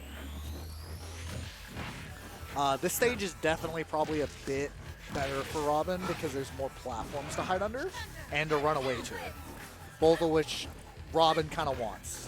Robin wants to play a slow-ish passive game with good projectile uses, but Ben's not going to let that happen. He's just going to run in and get some Roy stuff going on. It's just Roy things. But yeah, they're still pretty even. That's another one of Robin's mechanics too, is that her sword is on a timer as well, on a meter, and once it runs out, it drops as an item that you can pick up. As do all of her books do too. If you really want to be like a baller, kill someone with one of Robin's books. It's very funny. But yeah, Ben has a pretty solid lead here. Yeah, and that counter's going to take it. Levin's sword is very strong. Levin aerials are very strong, and so that counter is just going to be great. All right, so Waddle's fighting to get back to center stage here. Kind of just locked in the corner because Roy's pressure is just really hard to deal with. Yeah. But still doing he's doing an alright job. They're finding their way in. I feel like they're both using their shields very well. Oh yeah, in this matchup, you want to be shielding. So with Roy, you need to be punishing his bad approaches, and the best way to do that is to just shield them and call out what he's going to do next. Because even though most of his aerials are safe, what he does next can still be called out. And so with Robin, however, Roy wants to be shielding all of Robin's projectiles because they hurt, and they're good combo smuggers. Yeah, Robin's got a lot going for her. Yeah, well, yeah. Robin can struggle to kill a little bit because her best kill options are 11 aerials, which you don't always have, 11 smashes, which you don't always have, and then your, like, tomes, which you need to charge. Almost getting a shield break there. Got the wet noodle. Yeah. Yeah, you're aware by now with Roy, the tip does less, and so a forward smash. Oh, he's got the book, but he didn't use it in his combo game. Yeah, so oh man, that just came back. So what happened there was Robin ran out of her Elwyn tome. And when she runs out of her Elwyn tome, she can't use her up special. Because yes, that's Robin. Oh, and then the worst part too is that tome, that Elwyn tome, it also gets used by her jab. So if you jab too much as Robin, you just can't recover. Robin's a very sad character, but what wasn't sad was that back air that Ben is going to use to take game 2. Yeah, Robin is a kind of sad character. They did Robin very dirty. Yeah, that's unfortunate because there's so many things that, at least on paper, sound really good that could potentially lead to very interesting game mechanics, but at the same time, when you make it impossible, basically, to achieve what you need to out of it. Yeah, the thing with Robin is that, so this is a game all about moving, and Robin has very bad mobility. She has some of the lowest ground speed in the game, and some of the worst air speed in the game. Ooh. And so that hurts her a lot. And then she's further hindered by the fact that she has 11 tomes that need to recharge. The thing with Robin is that they balanced her in the sense that it's like we'd rather her be too weak than too strong. Because on paper, just getting those things for free is kind of broken. Just always having the 11 sword and her tomes and stuff. So it's like, okay, we'll make them run out and recharge over time. That's not the problem. It's just that it's like, she's really bad when you don't have it, 11 sword. Bronze sword is just that bad. It's not really an even trade-off. It's you get a really, really good sword or a really, really bad sword instead of just a good sword and a bad sword. All right, we got Noremac and RyGuy. And then it is not losers round 5. It is winners finals. Yeah, Chrom and Sora. So once again, Sora's new, and Noremac has been kind of just soul maining him lately. All right. So game 1, going to Hollow Bastion, which is, so now we ban, there's no more PS2. Yay, we don't have to start PS2 anymore. But now it's Hollow Bastion. Hollow Bastion's the gentleman stage. So instead of going, you want to start PS2, you go, you want to start Hollow Bastion, which, you know, I'm cool with. I don't like PS2. I don't like it as a commentator because I have to see it all the time. I don't like it as a player because I got to play on it all the time. And I don't like it even when it's good for my matchup because it just means I'm going to camp. Anyways. It's always good to mix it up a little. Oh, yeah. This is a very fun rule set. A lot of people have been enjoying it, myself included. I will say the background's a tiny bit distracting from my dead. Yeah. Getting not distracted by the background takes practice. I know. Good. Almost getting it with that jab forward air. He caught his get up there, which is what I was complaining about earlier when Ben got the jab. He jabbed someone's ledge get up, and that just made me feel bad. Anyways, yeah, that thunder whiffing is going to be pretty decent for RyGuy. So, yeah, since you've never seen Sora, I can go over a few things. Sora has 2 unique kind of mechanics to him. The first one's his magic. His neutral special cycles between 3 magics. You can see right above his portrait. He has Thunderga, Fireга, and Blizzaga, and they cycle in Fire, Thunder, Blizzard. So Thunder does that, and it's very strong. When all 3 hits connect, it is very good. Blizziga freezes, so if he lands one, you can just see it. It freezes your opponent at an ice block, and you can get some damage tacked onto them or kill him. And then the fireball is just a fireball. And so then his other unique mechanic, which you may have seen it a little bit, is that he has what are essentially auto combos. And then this happens on Hollow Bastion. This is actually, I'm not gonna lie, this is pretty cool. When someone's on their last stock or it's the last minute of the match, it does this thing, and it takes you to whatever's going on in the background, and it's Roxas. That's the only Kingdom Hearts character I can recognize. Yeah. I don't play this game. I don't play Kingdom Hearts, but This is how the games always start, is you wake up in the darkness on the platform and it walks you through. well, I'm glad you know more about Kingdom Hearts than I do. Yeah. All I know is that there's the weird people with X in their names and something Disney character. Yeah, basically. Yeah, but so the other thing that Sora has going for him is his he basically gets auto combos. So just like in regular Kingdom Hearts where you can chain attacks together, Sora can do that as well in this game, where they just you just hold the A button and you'll do a free 3-hit combo, which is pretty cool. He also has a homing attack, like just in the games where you can lock on and it tracks them. It's not amazing, but it's not terrible. Game 2 going to Final Destination. Very interesting pick from Noremac here. All right, same characters. And the only difference now is that we're going to Final Destination. I would definitely say this is a pretty balanced stage for both of these characters. Sora gets better approaches because he doesn't have to deal with platforms, as does Chrom. Sora and Chrom can't run away from each other. It's like this is a very pretty much both characters get the same stuff off of this, which is pretty good. So, got a lot of damage tacked up. I can't talk today. Normac's doing a pretty good job keeping RyGuy in disadvantage here. Sora has really good buttons. Blizziga. It's pretty fun. It's a pretty good move. That's his homing attack thing. You don't see it that often because it's not safe. But the cool thing is that after Sora's up B, he can do side B, which is pretty good. RyGuy is going to make it back from getting edge guarded there. But he's not in a good spot here. That's going to kill. That up tilt, gonna kill. So. My favorite of the kill screens. Yeah. All right, so RyGuy's got to find a kill pretty soon. There's that homing attack. Jab back air. Not going to take it yet.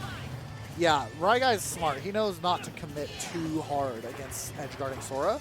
Sora's going to make it back from basically anywhere. That was really good. Yeah, the first hit he threw out the first hit and then waited on their option and then called it out with jab forward air, which is pretty good. Yeah. That was excellent conditioning there. All right, RyGuy finding a pretty big opener there. Yeah, Chrom gets a lot off of random stuff sometimes. All right. Why is Sora flying? Sora's a weird character. Yeah, his dash. It's funny because he's very slow on the ground. Yeah, his dash has him float. It's weird. I haven't played any of the new Kingdom Hearts games, so maybe that's something in the newer ones, but definitely not a thing in the older ones. I don't know. I played some of 3, and I was so confused that I quit. Yeah, you really need to start Yeah, from the I have beginning. been told that it's like, just start with the first game. And I'm going to Or one the day. remixes. Yeah. Yeah. All right, so RyGuy, not in a great spot here. He's really got to commit a little harder than he wants to get this kill probably, and that's what he's struggling with. Is that it's like he knows that, he can't afford, every time he's taking damage, that makes his next interaction scarier. And so Noremac has a stock to waste. He can go ahead and be a bit aggressive. because when he gets an advantage like this, RyGuy's got to be RyGuy's got to be careful about what happens, and he's going to die to that counter. Crom's up B getting countered is just kind of a thing.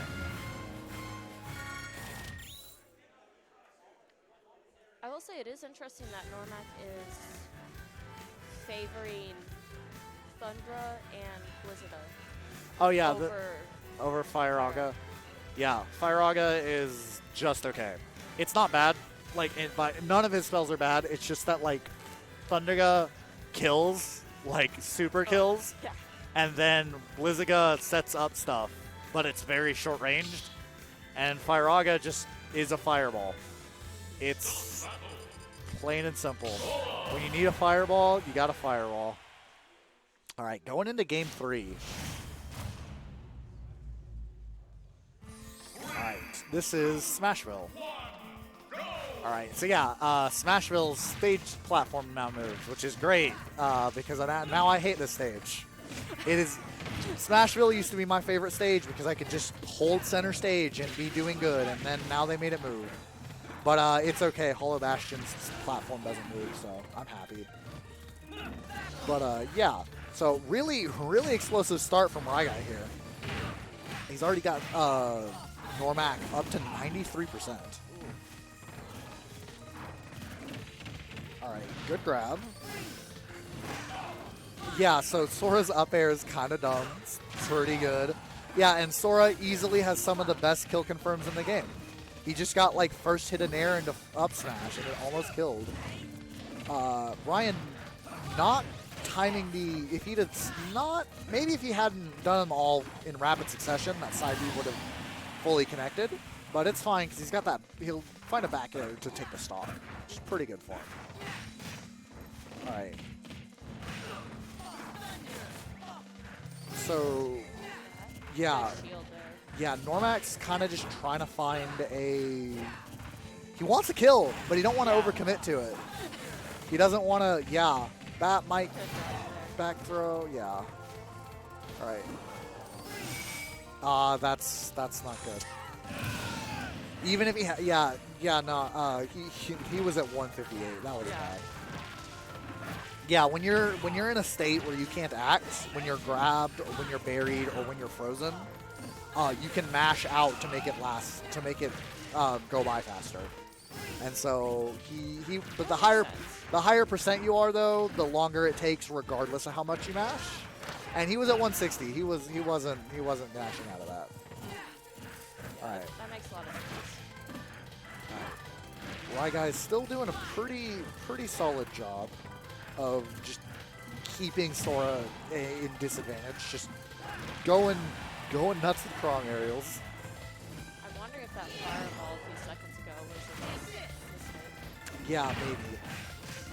All right. Yeah, that's. Oh, he didn't go. Well, yeah, he didn't quite get the punish there that he wanted. Normac didn't.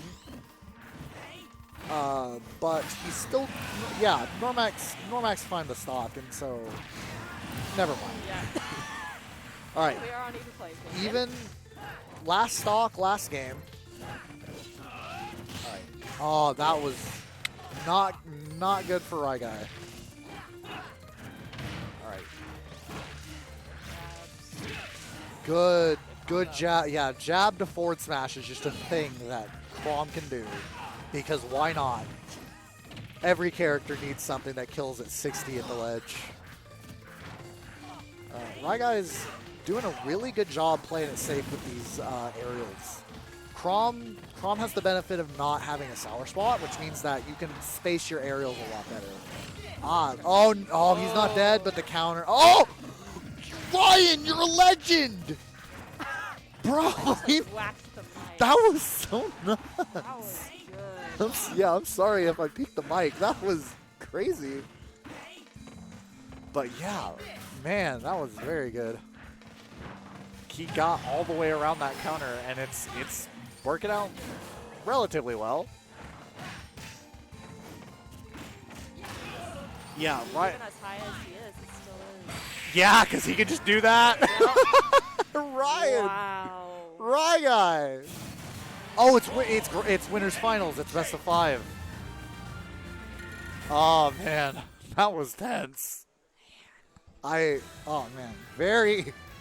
Yeah, see, that's why. Yeah, that's why it's kind of hard to say when someone. It's like, oh, who's winning? It's like, it don't work that way. You know. Because yeah, RyGuy was at 157 that last stock. It's like, it could be a good indicator, but... Oh, yeah. It's like, if they went to time, whoever is at the lower percent when time goes off is the winner. Because that's the only way we can decide matches if they go to time. But, yeah, if they don't go to time, just being at 200% isn't terrible. You can still make it. You just gotta believe. All right, going to Northern Cave this time. And I left the audio on, and according to Austin, Icy, it's like I don't have to worry about copyright claims. I can just dispute it, and then we have game, which is very good. All right, yeah, not quite getting the punish that he wanted. RyGuy's not, but that side B is still gonna be pretty good for him. He's gonna keep Noremac in solid disadvantage here. Not getting anything off that down air. Not getting a spike, but still put on good damage. And then that side B is going to take the first stock for RyGuy.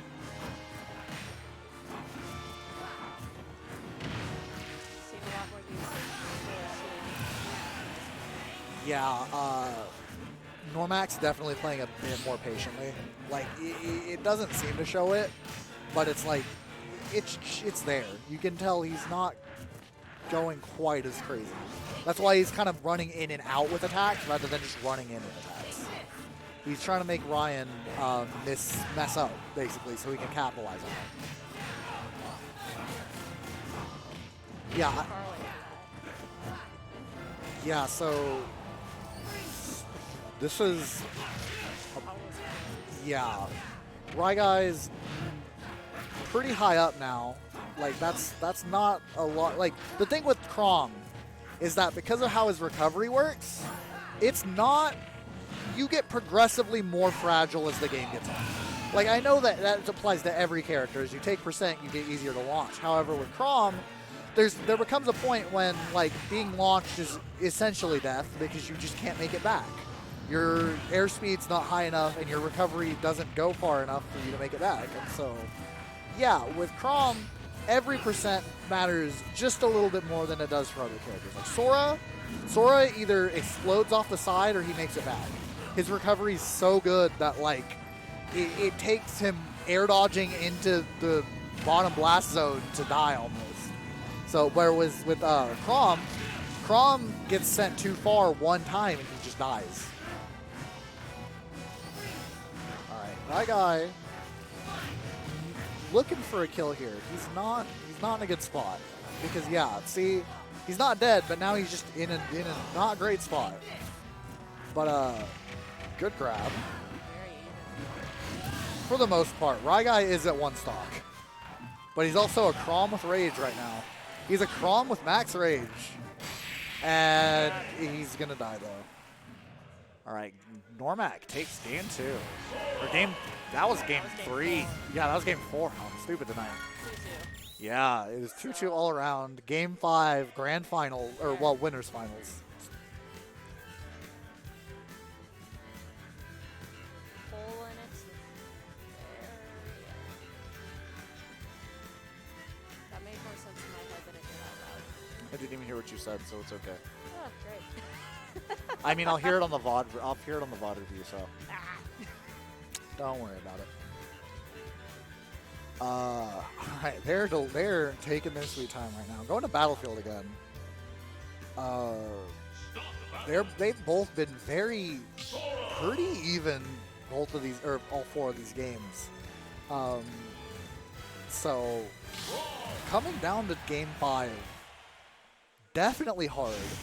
But it doesn't matter because whoever loses has to face the gauntlet of losers right now. Like I said, losers is stacked tonight. It's It's almost you gotta wanna win. Yeah, just you. Not for Yeah, you don't want to be in losers right now. I actually am gonna check what seed numbers are in losers. Just show me the seeding.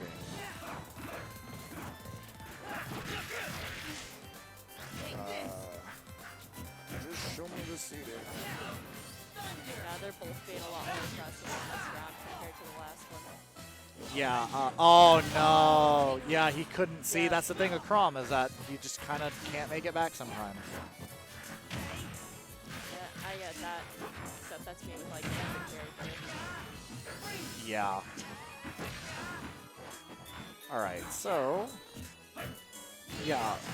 RyGuy needing to find a kill here pretty soon because like. Yeah, that was very brave. Very brave of RyGuy to do that. Paid off. It worked, yeah. Yeah, Oh, the good breakout. yeah. See, when you mash, you get out faster. And at low percents, that's the thing with Blizziga at low percents. It's not crazy good. It's just okay. That's yeah. Oh, see, this is yeah. He just Noremac going under the stage to avoid that was quite the decision. But I mean, like, he was going to make it back. But, like, yeah. Well, yeah, that's the thing with Crom. Oh, he made it back! I saw him air dodge past ledge, and I'm like, oh, feels bad, man.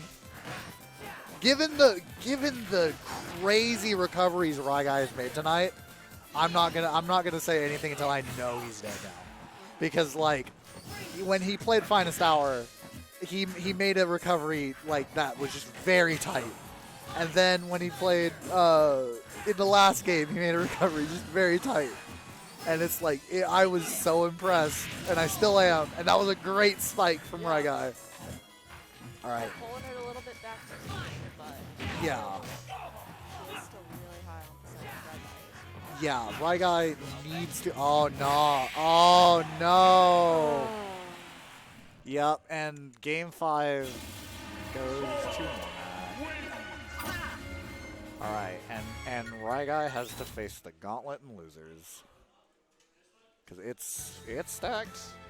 So now we have currently, man, losers is stacked, bro. Okay.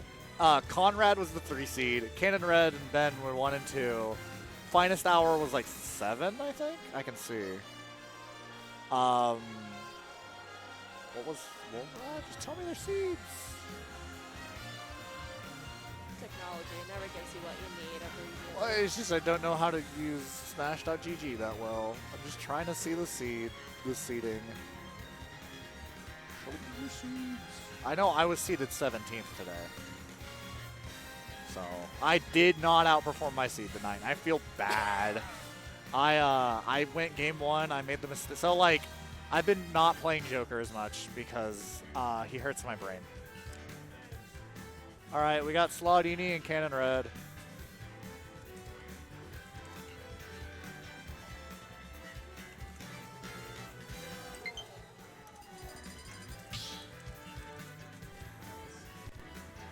All right, and this will be losers.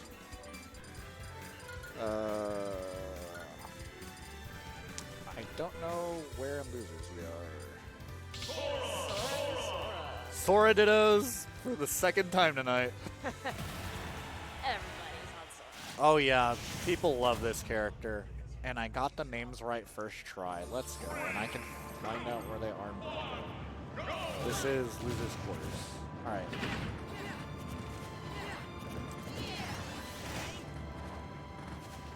I don't know, but part of me feels like whenever you have a Ditto round, it almost, to me, shows off their strengths and weaknesses a little bit better. Oh yeah, when you're doing a Ditto, the thing about the first thing, like, that's first and foremost is that it's like you see how these players, like, what decisions they make. You get to see them kind of express themselves. It's kind of like if you sat down a bucket of paint, like a palette of paint in front of 2 different people and see what they make with it. It's like, that's what it's like playing Dittos, first and foremost. But then, there comes the fact that it's like, there's not actually a lot of paint there. So a lot of them make the same decisions, and there's one downside in that, like, let's say it's Samus. Samus wants to run away to one side of the stage. If you have Samus Dittos, you have two characters that are like, hey, come at me, bro. No, you come at me, bro. Come on, bro. Come at me, bro. It's like, it can be very boring. Another one's like Mario Dittos. The thing about Mario Dittos is that they both have the same frame data. So when Mario starts a combo on another Mario, it's like, okay, I can just break out here with my frame 3 nair, or my frame like 5 or 6 or 7 down air, or whatever. And so it's like, Dittos are fun on paper, but they're not always fun. But this Sora Dittos, Sora Dittos are pretty funny, because that just happens. The first time they both did it at each other was with Infraga. Yeah. See, like I said, sometimes they just make the same decisions. Because it's like, it would be optimal if the other character wasn't another Sora. But also the fact that they both managed to hit each other with Blizzard. Yeah, that was What was funny. yeah, that was very funny. All right, Cannon Red doing a really good job. Tacked a lot of damage on Slawdini here. All right, not getting the kill confirmed there, unfortunately. Is that RyGuy? I don't know his Kingdom Hearts characters. All right. Yeah. I think that might kill. Yeah. All right. Game 1 going to Cannon Red. He is the older boy that you start on the island with. Yeah, in Kingdom Hearts 1. Yeah. I know a little bit about Kingdom Hearts. I just don't know a lot. Like, I know a little bit compared to most people. Like, you know, if you ask a random person about Kingdom Hearts, they'll just know, yeah, there's like Donald and Goofy and stuff. But like, I know a little bit because I've had people try and get me into Kingdom Hearts. But yeah, but then I've had people go on monumental long tangents about Kingdom Hearts lore. I had someone explain to me about how, like, when you die, you get a nobody and a nameless or whatever, and like, there's so much random stuff, and how like the X's in the Roxas name is like a tracking device or something, and it's like, I know, and it's weird. And then my favorite part was that it's like, I had some friends explain, like, debate Kingdom Hearts lore with me, and then I'm like, okay, but why are there Final Fantasy characters? And then like, oh, they're just kind of there. Yeah, no one understands that. Yeah, it's like they're just kind of there. That's just so funny to me. All right. I'm just always more obsessed with finding all the donations. Yeah. Kingdom Hearts, like, the gameplay's pretty fun. I'll admit that for you. All right, yeah. Yeah, it's a pretty even game here. Cannon Red not getting the kill confirms.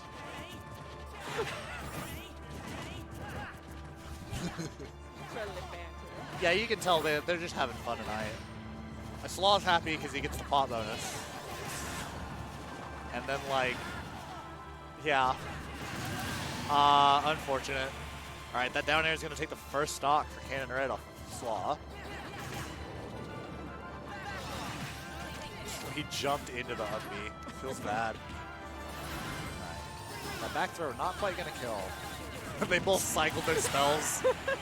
And it worked. All right, now it's back to pretty even here. All right, so they're both just kind of fighting over pokes. Like they're both playing pretty passively.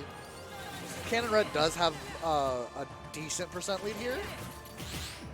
The forward smash will not connect. That one will though. Or that might have been an F tilt, I don't know. Sora's kind of dumb. He's got some really good buttons. Okay. I think I might have a new kid that needs to actually start getting the hate. Yeah, Sora is a very fun character. Like, I don't... Yeah, that good counter. Yeah, Sora's counter is probably the most balanced in the game. It's a very like it's good. It's a good counter because it's strong. But the thing is that it only works if you're facing them. If you get hit from behind, it just doesn't work. And then it interacts with projectiles, but it doesn't reflect them. It deflects them.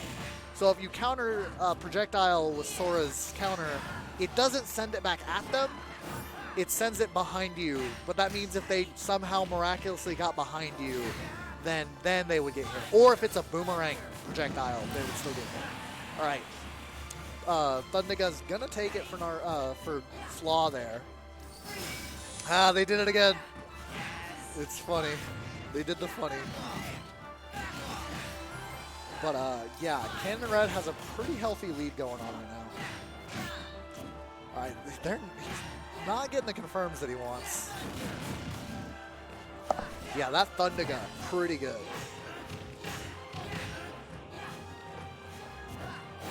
Almost looks like a choreographed fight. Oh yeah, it looks very, very dancey. Both of these players are very good, and they both have about the same level of experience as Sora. Yeah, Slawdini's not getting his confirms here. There it is! Let's go! He finally got the confirm. Game 2 goes to Slawdini.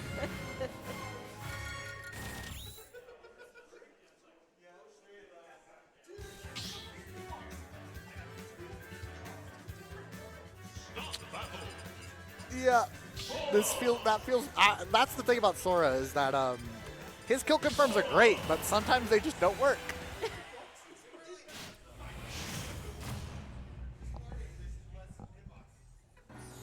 All right, game 3, back to Hollow Bastion.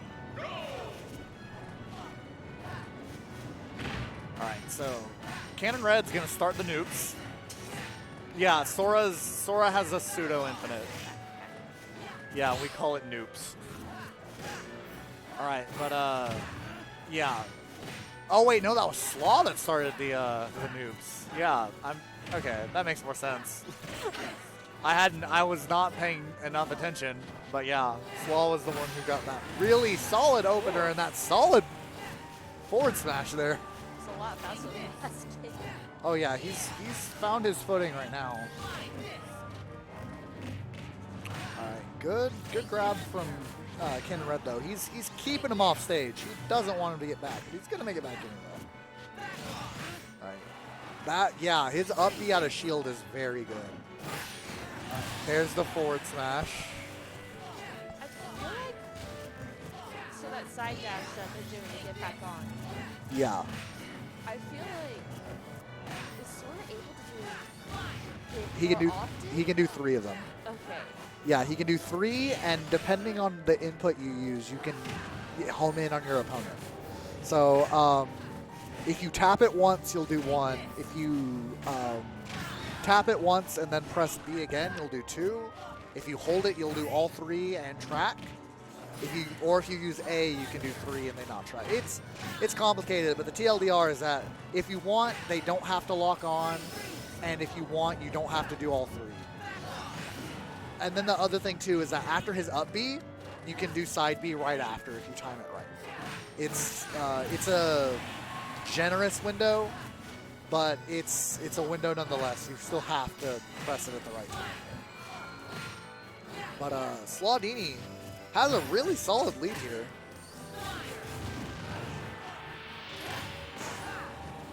But Cannon Red's doing a good job using these counters to find his footing. And he's going to get the forward smash confirmed. As I said, Sora's skill confirms kind of busted.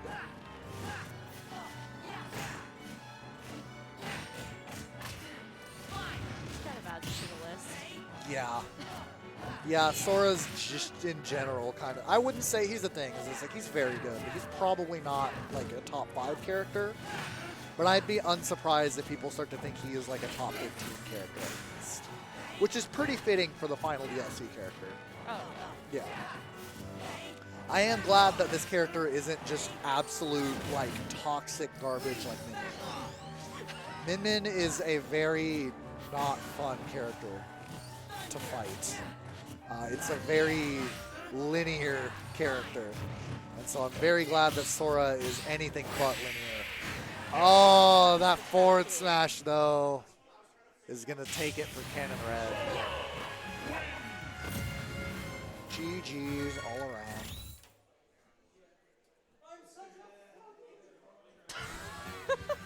Yeah.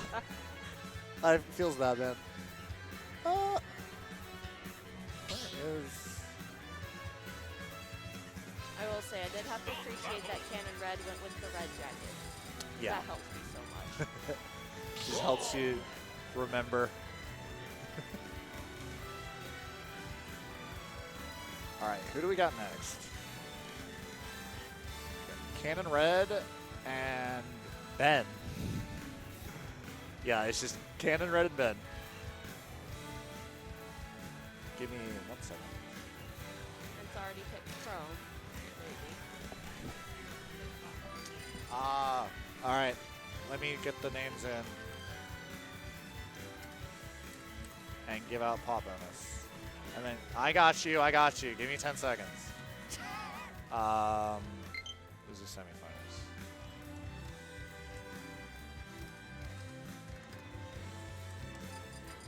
This is loser semis. Also, you keep saying Chrome. It's Chrome. Chrome. It looks like Chrome. It looks like Chrome. It's Google Chrome. There's someone else that I also say wrong. I don't remember who though.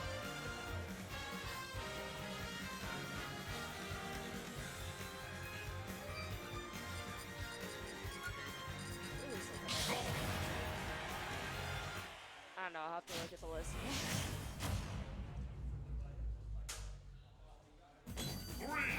Actually, it might be this match. I can't say either. Oh, we are back on Bastille. Oh,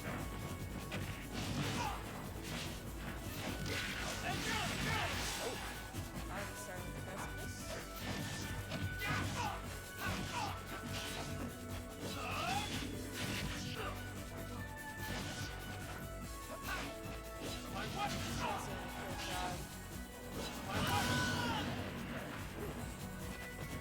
Got himself outside the box in that cover.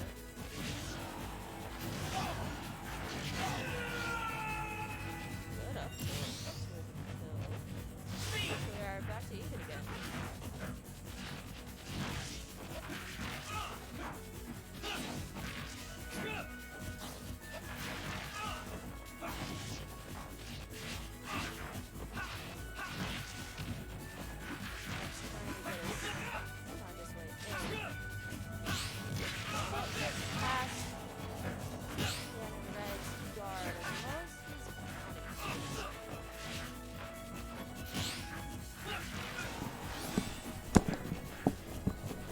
I'm back. I had to give out money. Yeah, I think it's Shulk. Yes, it's Shulk. Okay. Yeah. I want to say Shulk's the other one that I always want to try to say wrong. Yeah. It's fine. I don't have. I do have the names right. All right. Oh yeah. So you may have noticed they both have PDE before their name. They both signed to the same esports org, which is pretty cool. They don't wear their jerseys as much anymore, but probably because it's just super cold. I don't like them. Yeah, I don't either. Jerseys are really cold outside, but not inside. Yep. No, I do. Same. But yeah, Ben's not in a super great spot here. I've never seen Cannon Red play Chrome, but he's doing an alright job. Good parry. He's not dead from that. Yeah. Oh, good spike though. Yep. He did make it back, but he yeah. Game one goes Cannon Red. Yeah. That was a good spike. All right. Game two, going back to Hollow Bastion.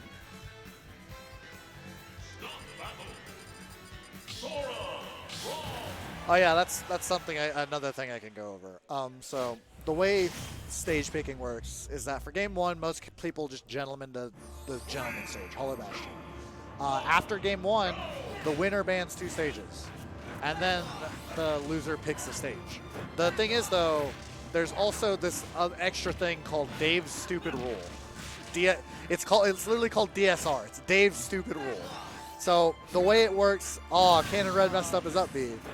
Anyways, the way Dave's Stupid Rule works is that it's stupid, and so the rule is that you can't take your opponent to the last stage that you won on. So game 1 went to Hollow Bastion, right? Yes. So and Cannon Red won. Had they cared about DSR, since Cannon Red won, Ben can take Cannon Red back to Hollow Bastion. But if Ben wins this match and he bans 2 stages, Cannon Red can't take him to Hollow Bastion again. But they're probably just going to play on it anyway because it doesn't matter. But yeah, that's why it's called Dave's Stupid Rule. Because you just can't take them back to the last stage that you beat them on. It only applies if it goes to game 3 too. If it goes to game 2, the winner doesn't pick. The winner doesn't pick the stage. So It doesn't matter. yeah, there's a reason it's called Dave's Stupid Rule. All right, Ben's the one who went Crom this time. I'd assume they're just messing around to learn these characters. I know Cannon Red's playing Sora semi-seriously, but I guess they both just kind of struggle with the Crom matchup, which I understand. So they're just learning the characters ins and outs. It's something that I've seen people do before. I've seen them do it before, and so it's I wouldn't use this match as indicative of either of these players' strengths, because Ben doesn't play Crom. But yeah, he's still doing an all right job though. He's got Cannon Red pretty high in percent, and he has a stock lead. So That was a very good conversion. Yeah, so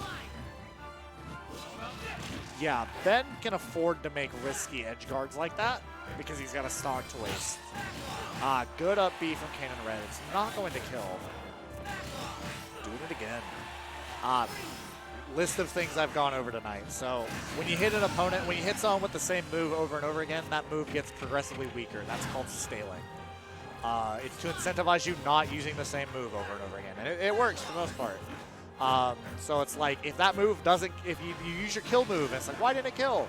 It's like, don't use it again, hit them with any other attack, then use it again. And then it'll probably kill. But if you just keep using it, it gets progressively worse. Yeah.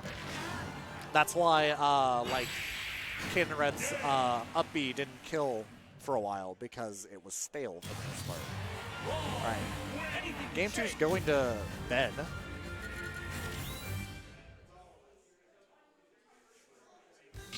Alright, going back to Hollow Bastion.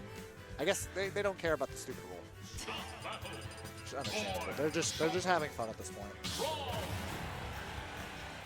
Shulk and Crom. I will admit I haven't heard a lot of discussion either, so it's probably just let's just go. Oh yeah, no, they're just kind of having a bit of fun. The thing about it is that it's like, this is a local. We don't care that much. No one cares that much. But every once in a while, you do have those times when it's like, it's grand finals. You're coming from loser's side. You need every advantage you can get, and you lose game 1, but you win game 2. And then you're in game 3, and it's like, yeah, I don't want you to take me back to the last stage you won on. That just feels bad. However, if I feel like it, I can take you back to the last stage you won on. It only matters for the player who's picking. It's not just an overall thing. Yeah. It doesn't come into play too often, but yeah, if a game goes to game 3, DSR is on. All right, well. Cannon Red's taken the first stock already. And man, Crom combos are kind of nuts. Shulk combos are also kind of nuts, but like, Crom is just a different level of stupid.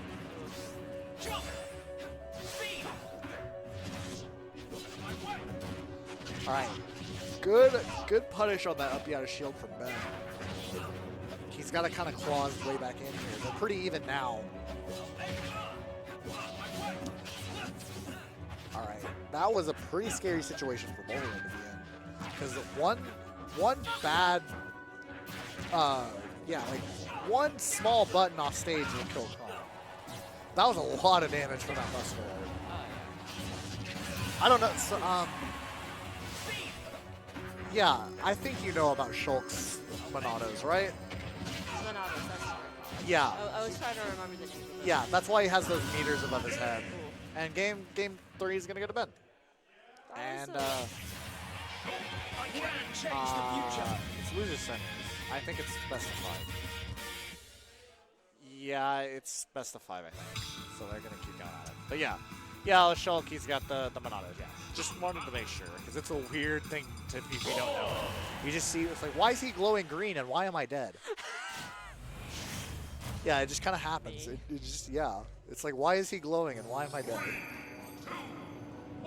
The unique thing about Monados, though, is that you can start your Monado switch while you're getting hit, which makes it kind of busted. Shulk cheats. Like, it's just straight up cheating. It is stupid. The fact that he gets to, he's one of the only characters in the game who gets to press a different button when he's getting hit, other than, like, air dodge or another attack. And it's stupid, too, because he can switch into shield art. And just, if the last hit would kill, it just won't kill. Or it'll break the combo for free. All right. Good edge guard from Cannon Red to take the first stock off the bed. Good edge guard from Cannon Red to take the second stock off the bed. Yeah, see, that's the thing about Crom. Yeah, Crom's very delicate when you go off stage with him. He is a very solid, I would say, like, for the most part, Crom is what you would call a glass cannon. Not quite, it's not a super, like, yeah, on paper, it's like, this character's glass. He's just cannon. What are you talking about? But if Crom's off stage and he gets tickled, he dies. Sora can make it back from wherever he wants. Crom can't. Crom's got to, like, really, really struggle to make it back. That's why I said it's like when RyGuy was playing the other set, is like he made some crazy comebacks that he should not have made it back from. All right, that uppy's not going to kill. I feel faked out by that because he didn't even make it that close to the blast zone. Yeah. That was just sad. But it's whatever. That one's not going to kill either. This game's bad. I hate it when it does that. It's fine. I hate this game. It's like, that's just stupid. That's so stupid. It's going to keep happening. And it's just like, why? All right, so. Yeah, so Ben's just got to be super patient here. He doesn't have an option not to. If he eats one strong attack that's not up B, he's going to die. But that back air will take the stock off of Cannon Red. Let's see if he can. Let's see what he can do with this percent. Not a lot. All right, game 4 is going to Cannon Red. Going into game 5. How is Sora's up B as recovery compared to some of the others? Because I feel like he hasn't. It's top tier. Top tier. So he has a spin attack up B, very similar to all the Links. The difference is that his goes pretty far because his airspeed's really high, and then he can also side B after his up B. So if he's too deep for side B to make it back, he'll just do up B, or for up B to make it back, he'll do side B and make it back. You can literally make it all the way down to the bottom blast zone and make it back without a jump. Okay. Yeah, his recovery is easily the best in the game now. Like, it's not a competition anymore. But that's not what makes him good. But it's part of it. But yeah. So we've got Cannon Red switching on to Roy now, and Ben going Shulk again. Yeah, see that right there. Roy doesn't struggle off stage as much as Crom does because Roy's up B goes at an angle. It's also not. It also sweet spots the ledge, both of which make it better as a recovery. That forward smash is going to take the first stock off of Ben, so they're relatively even here. I'm going to have to pay attention to that up B because I've never noticed it going up. Yeah, Roy's up B goes more sideways, whereas Crom's goes kind of straight up. You'll probably see it in a second. Yeah, you'll probably see it. See, it goes up more of an angle. Yeah, it's a big difference. So like with Roy, you can't run away because you need to be glued to your opponent to get the strong hits, your sweet spots. You won't win a game just using your sour spot. Sour spot forward smash doesn't kill till like 200%. And that's only like right at the ledge. So with Roy, you have to be aggressive.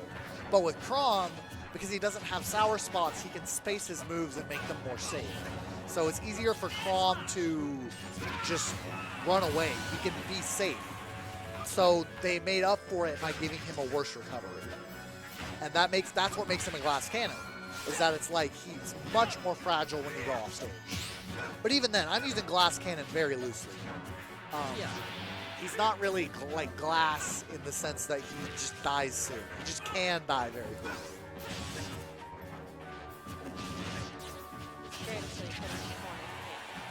Yeah, pretty much. Whereas with Roy has a better up B, so he can make it back off stage. Right, these up Bs out of shield aren't working out for them. So yeah, Cannon Red's got a pretty solid lead here. Good jab to back air.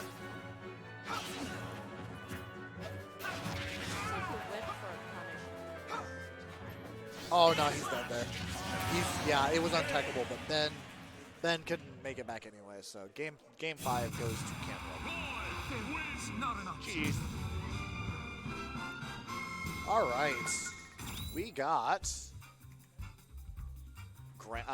losers finals.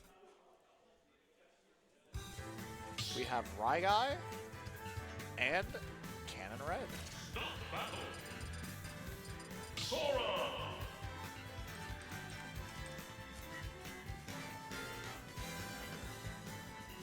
All right, Cannon Red going Sora, and it's like part of me thinks that the reason why they were both switching between going Crom last match was because RyGuy plays Crom. And so both of them, they're literally signed to the same esports org. It's like winning a local every week isn't a big deal for them. So it's like they use that opportunity to get some like practice in against a matchup that they aren't super confident in. RyGuy going Roy. Very interesting. He doesn't really like to go Roy. Roy's generally considered better than Crom. That's the thing. Roy is a very BS character. Like, this character's dumb. He's at 52%. It's been 15 seconds. Like, Sora, like, with Sora too, Sora's also dumb, but, like, it feels like Sora's not going to be getting to you in a blink of an eye.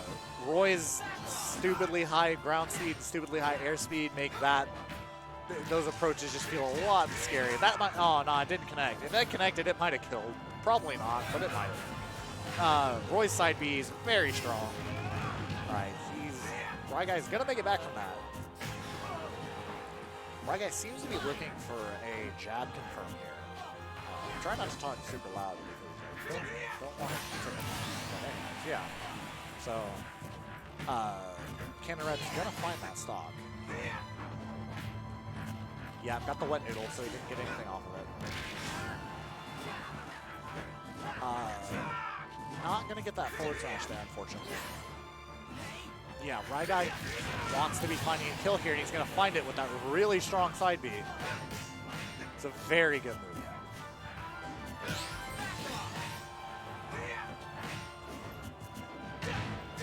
So you've seen a decent amount of Sora so far. What do you think of him? I mean, he does go I mean, hey, yeah, Slaw and Noremac both play Sora just because they're Kingdom Hearts fans. And I'm pretty sure Cannon Red also is a Kingdom Hearts fan. And so it's like, yeah, I definitely get why this was everyone's, like, dream pick. I get that. As far as playability though, I like, for me personally, the fact that he has a really good Yeah. just because amateur, I get shoved off a lot and emphasize Yeah. the difference. So Yeah. having that recovery. Yes, it's very good. It is very flexible too. That's the thing. is that you can mix up between just using up B, using up B and side B, using just side B. It's a very good recovery element. Having the extra, and this goes for any of them that have magic, like Pokemon and trainer released with that extra mechanic right now is a little bit scary to me. I know that it's just Yeah, nah. another bug. It's definitely something that you have to be aware of. It's another thing to think about. Yeah. And so, like with Sora, if you're not constantly, the thing with Sora too is that it's actually really a good teaching tool, because it's like if you're not looking at your magic, it means you're probably not looking at your health either, which is important, because it's like when you're at low percent, you can afford to be aggressive, you can afford to go in hard, you can commit harder, you can make more mistakes when you're not going to die for one hit. But as your percent builds up, you have to play more patiently. You have to think more. You have to wait on ledge pressure. Game one's Had to recover that. yeah. Game one is gonna go to Conrad. But yeah, I'd say if anything, the only thing you need to think about with Sora is whether you go for like a confirm or you just start the combo. He's a very simple character. You just hold A and you get a combo. Like you hit them once, you hold A, you get a combo. It's very simple, but it's still pretty good.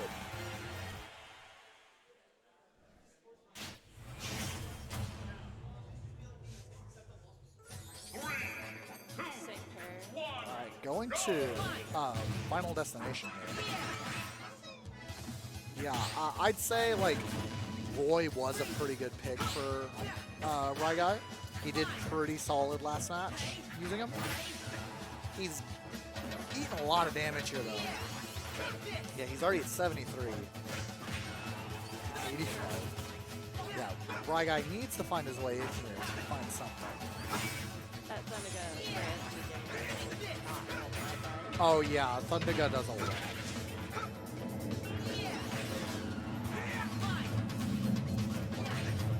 Yeah, Sora's Nair's really good. It hits all around.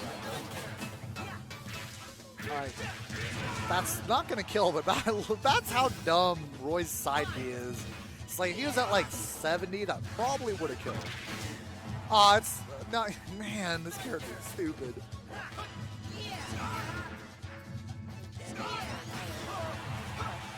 Yeah. RyGuy's like, yeah, he's still not in a good spot. But like he's made up the damage deficit. He expected him to go low, but he didn't. Good side move from RyGuy there. He just barely dropped shield a little bit, or he tried to roll or something. On the flip side, that was really good reading from RyGuy. Yeah. Yeah. Alright. So, yeah, they're pretty even for the most part right now. Conrad has a little bit of a lead, but not much. No, never mind, I was wrong. It was RyGuy that had the lead, but then Conrad got it anyway. I can't talk tonight. I'm tired. I've had a long week. But anyways, Sora's recovery is so good, he's still making it back. He didn't even have to use the third side B. Like, it's just that good. It's very good. It's very good. This character, it's funny too because it's like it's very good, but he's still not broken just because of his recovery. And it's like he's not even broken. He's just conventionally good. And so, yeah, I think Sora's an excellent send-off for Smash Bros. DLC. It's very interesting because the thing with Sora, he's entirely owned by Disney. He's not owned by Square Enix, so that's part of why it was so hard to get him into the game, is because when it's within the game industry, Nintendo execs can just be like, oh yeah, we want to put your character in Smash Bros. And like, they just get it. Speaking of just getting it, Conrad's gonna get game 2. But with Sora, he's only in the game because Sakurai met a Disney exec in an elevator one time. That's why Sora's in this game. Because it's like, yeah, it's harder to go out of your way to get a character from a company that's not in your industry. You just have to go through different kinds of channels, probably. And so I was like, it is pretty awesome that Sora's in this game. That kind of surprised me. I didn't realize that. Yeah, I was very surprised. Like, I thought that it was I thought Sora was a Square Enix character. I thought that was the whole point, where it's like Square Enix gets an original character that they get to put in a game with Disney characters. I thought that was the trade-off, but apparently not. Disney just owns Sora, which is just neat to think about. Also But, doesn't surprise me, but yeah, no, I'm not surprised. Disney owns everything, so I'm not surprised. But Game 3, off to Final Destination. And RyGuy's not making it back. See, this is where the glass comes in, and Cannon Red's just like, yeah, I'm not even gonna counter. I'm just gonna smack you. Yeah. So yeah, RyGuy's not in a good spot now because he's got to make up a huge deficit, like a whole stock difference. and it happens so quickly. Yeah, it was a very fast stock. Alright, good. Sora's ability to mix up his ledge get up options is kind of nuts. His floaty jump is really crazy. And he can just stall with his magics. Yeah, that makes some characters edge guarding get worse. Like if they start ledge trapping too early or edge guarding too early, stalling calls that out. Yeah. Let's say like Link or K-Rool. K-Rool's a good example. K-Rool has a boomerang. His crown's a boomerang. So if you throw it out, expecting them to be at that place, like in between the crown at a certain time, but they stall, then the crown's going to get returned, and now they're where they wanted to be without having to deal with crown. Stalling has its ups and downs when you're off stage. For some characters, it's really good. For some characters, it's really bad. Like Mario stalling off stage usually isn't great, but it can work. All right. Oh yeah. My guy's he found the stock, but he's still hurt.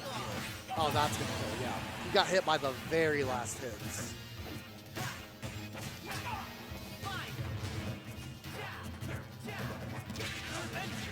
Good up B out of shield.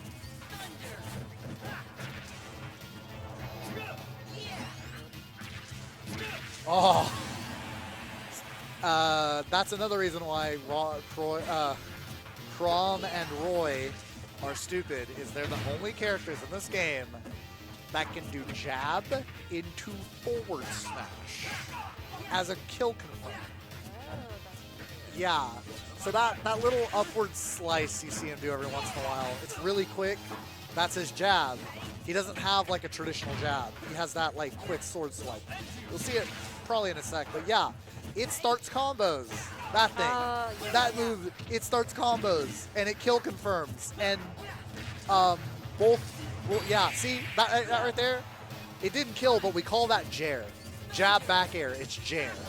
Because there's nair, dare, fair, up air, and there's Jair.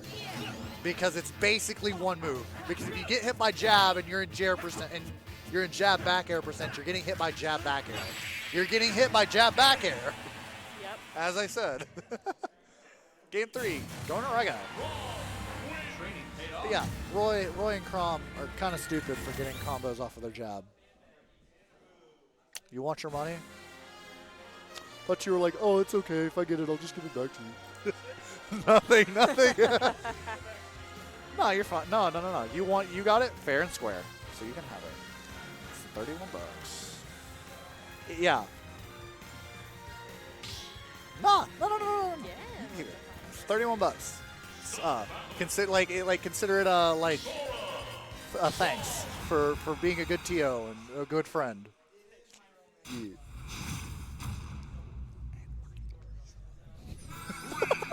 All right, game 4. Final Destination again. Same characters. Oh no, RyGuy went Chrom again. Yeah, same characters. I'm dumb. Anyways, so yeah, both characters pretty even here. RyGuy's doing a pretty solid bang-up job keeping Sora off stage right now, which is pretty good because Chrom's ledge trapping's pretty decent, like all things considered. Nair lasts forever, up air lasts forever, and it covers a lot of options. So it's like, yeah, this is not a good spot for RyGuy to be in. He's gonna lose his stock for it. All right, good throw mix up.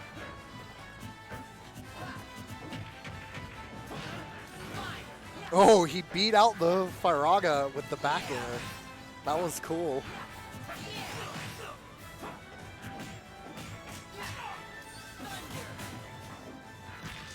All right, jab back air.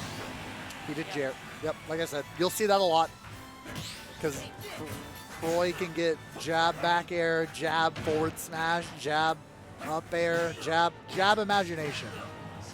When sometimes when we talk about like characters combo routes, some characters just have such a good combo route that we're just like, you can just do whatever you want. Like with Luigi can, when you get a grab with Luigi, you do grab and do imagination. You can just do whatever you want. But unfortunately, RyGuy is gonna not want to SD there because of that air dodge, but it happened. So now RyGuy's at a stock deficit, unfortunately.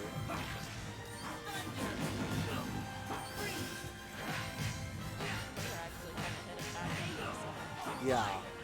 Canon Red is doing a really good job with those air loops. Like, yeah, with Sora, you can get loops. You can loop Nair into itself. There's jab, forward smash. And RyGuy's now like, oh, dang. Game 4 goes to Canon Red. He takes the set to close out loser's bracket. So now we are in a grand finals. RyGuy, oh, no, wait. It's going to be Canon Red versus Noremac.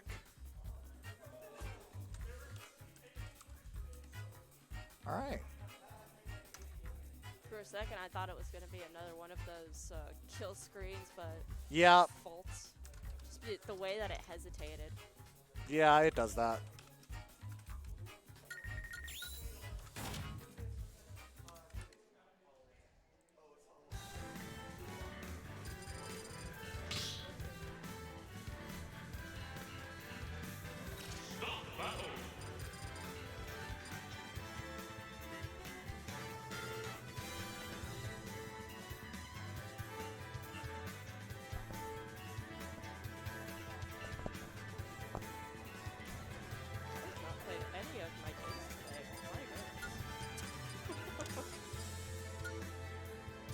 Yeah, I'm glad I got all my homework done yesterday night.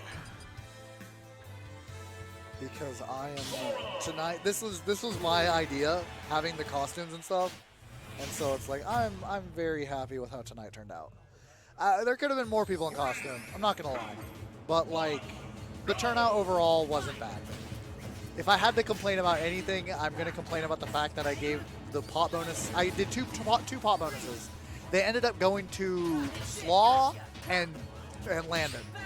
Two people that I see like every couple of days.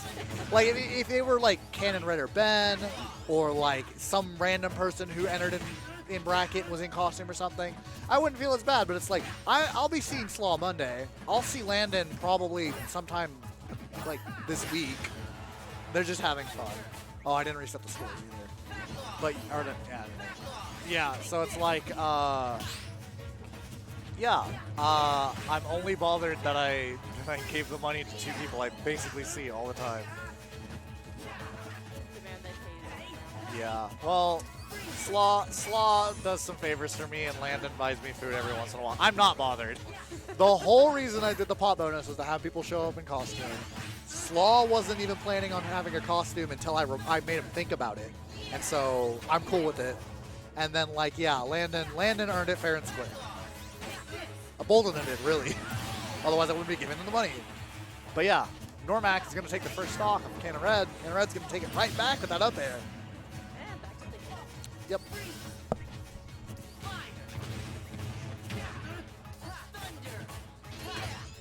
All right, good job catching the shark in there. So some you may have noticed some moves can go like through the stage, some up Bs, like Sora's. That's called shorting. You can, it's a good way to throw off your opponent, but if they guess that you're gonna do it, they can punish you for it by like countering. Especially with Sora's counter, because one unique thing about Sora's counter, every other counter in the game just freezes you in place for a second. Sora's counter has you go into a guard break state, which is where it's like your attack gets reversed. So like instead of a multi-hit, like a multi-hit attack, if you counter a multi-hit, it'll just stop on that attack and it'll have you do your counter attack. But sometimes you can miss, the counter can miss and you can get hit by the multi-hit. With Sora's counter, it always locks them in a unactionable like frozen state. So even if the counter misses, you're not going to get punished for it usually. Yeah. And that kind of attack about sleep. Some of the claws. Yeah, Chrom's a good example because like if you counter Chrom's up B and the counter doesn't connect, Chrom would stay in his up B animation and it would just finish, which means that he'd make it back anyway. But because of how Sora's works, it resets him and he has to up B again, which means he has to go through the animation again. So it can make it makes it harder to punish a messed up counter. Realistically, they should have made all counters act like that. But, you know, at least they did it for one character. Counters have had a shaky history in Smash. They've been bad to really broken to where they are now, and they're just okay. They're still bad, but like they're bad because you shouldn't use them, not bad because they don't work. They work kind of too well. All right, well, they're both really even here. Just a little bit difference. So they'll both want to be fishing for some runs here while playing a bit more patiently. Oh, that feels bad. He didn't punish the whiffed up B. Can't, that's going to kill, though. Game one's going to go to Conrad.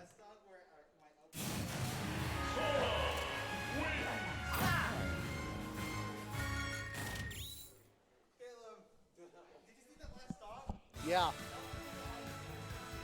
Because up B doesn't work. I'll take that. Hey, listen. Hey, stop. I got knocked out of bracket because Falco's up smash, the first hit, sent him behind me. It didn't connect, and then he back aired me for it. That's how I lost. I lost to a Sora. And so it's like the first hit of up smash sent him behind me, and then he just back aired me. It's just that Falco's up smash just doesn't work. Remember when you played Cade and you did the Falcon Dittos? And I did the cursed commentary where I was like, why does Falcon get to have one of the best up smashes in the game and Falco sucks? And then it broke. Falco's does that all the time. I did that to Cade, and I'm sorry. Anyways, play your match. So yeah, apparently, good argument why Sora is mid-tier is that up B just sometimes doesn't work. Oh, sure, I'll go with it. I'll take that. Because that means Falco's mid-tier, and that makes me happy. Because I refuse to let anyone think that Falco is high tier. It is the Falco agenda. Falco is bad. Falco trash. Sora, I'll let the Sora agenda live on for that. Anyways, game 2, going to Hollow Bastion again, and Cannon Red's gonna tech check Noremac, and he died for it.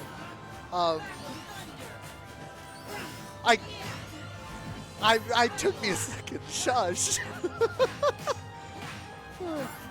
All right, well, Noremac has to find like a good opener here and tack on some damage pretty soon because never mind, I'm stupid.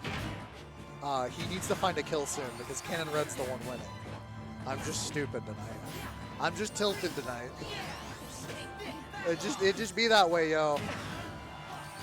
But How high? oh yeah, Last so hit was- Sora's pretty light too, all things considered. I think he's midweight, actually. I need to look that up. But yeah, Sora's a pretty light character, all things considered. So yeah, being at high percents for him is not usually that good. He really wanted to get another, like, mess up your tech, please situation. But he didn't go into a tech situation, so. One brain cell, and they both share it. They both fight over it. It's really like rock, paper, scissors. Sometimes it's like, Mom, it's my turn to use the brain cell. I had that. That was a moment tonight. I don't know who.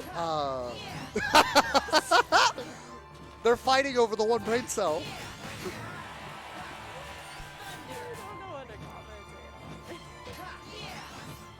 Dude, sometimes you weren't here. You weren't here. It was last week or 2 weeks ago. I can't remember. Cannon Red played Snickerdoodle in Grand Finals, and because they didn't want to take it seriously, they both went Captain Falcon and did Big Blue Omega, and they both just mashed. Like, you could tell neither of them actually was like making actual attempts to be good. There was a point where they just mashed down air like 4 times in a row, each of them. And it was really funny. And then that's what I was talking about before they started the match. I accidentally commentators cursed Snickerdoodle when I was like, because they were, like I said, they were just pressing buttons. So I was like, can I complain? Why does Falcon get to have one of the best up smashes in the game? And then the up smash didn't work. It broke. He fell out of it. And I had that happen to me tonight. I'm so mad about it. I'm still mad about it. I had the most, the hardest read of my life with that up smash, and it just didn't work. I literally ended the game. I was like, GG's, this game sucks. I felt so bad after that because Falco bad, but whatever. It do be that way sometimes, and Sora's mid-tier because up B just doesn't work sometimes. They're both just looking for confirms here. They're both at confirm percent. Cannon Red is going to get a good back throw to put Noremac off stage. Let's see if he can capitalize on it. With the up B, it's not going to kill. It never kills. That's why Sora's mid-tier, is you get faked out by the spark. Also, I haven't mentioned it yet, but Sora, there's the confirm. And game 2 goes to Cannon Red. Oh, and oh man, I just remembered Cannon Red's coming from losers. I gotta add that on the bracket or on the thing. That way you know who's gotta. Because if Cannon Red wins this next match, there's a bracket reset, which means we have 3. Which means so because Noremac hasn't lost tonight, right? Yeah. He's coming from winner's side. He gets a. If he loses, he would get knocked to losers bracket. There's no more losers bracket left, so he just gets to play another 5 games against Cannon Red. So Cannon Red has to win 6 games total. He has to win 3 now and then 3 in the bracket reset. We might be here for a little while if he does, but not really. These matches are gonna go by 3. We're ahead of time. It's only 10:30. That's awesome. Yeah, and Cannon Red's already off to an explosive start against Noremac here. Oh man, that was a 0 to death too. Feels bad, man. Sora's mid tier. Normac's a good player, but Sora's mid tier. Lol. Bad game, bad character. But nah, Normac's finding his way in slowly. Cannon Red's just a good player. But see that right there? That's the guard break I was talking about, where Sora's counter will reset you as if you get to act again, basically. All right. Yeah, Cannon Red's doing a pretty good job keeping Noremac in disadvantage, just staying off stage. But the thing is that's like being off stage as Sora isn't disadvantage. Yeah. It's just being off stage. Because his recovery is so good, he can just make it back from anywhere, and, like, it doesn't matter. He's also, it's like, if you go off stage to try and edge guard Sora, you usually end up dying for it, because he's going to hit you, and he has his jump, and he has all of his uppies and side Bs. So it's like, more often than not, it's not a good idea to go off stage for Sora. You want to ledge trap him. But his ledge get-up game is pretty good. They're just, I don't know what's happening anymore. They're fishing for their confirms, but then they're like, nah, let me just mash up smash. Yeah, see, they're just kind of fishing for their confirms. It's funny. That's not going to kill. Yeah, Normac's not in a great spot here, but that might help a little bit. One brain cell. All right, that's still, yeah, no, Sora does have a kill throw, but it's back throw, not forward throw. Oh, There it is, see? okay. Up throw also kills, I think. I'll have to, that's a slot actually. And he gets the tech roll read, and game 3 goes to Cannon Red, so we have a bracket reset.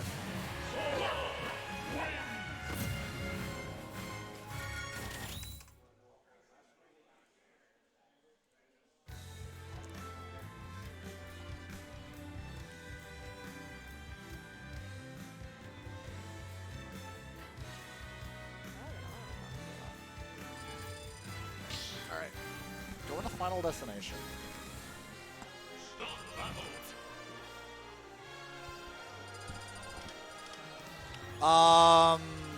Simple and clean. No, I know that's not it. I don't know the Kingdom Hearts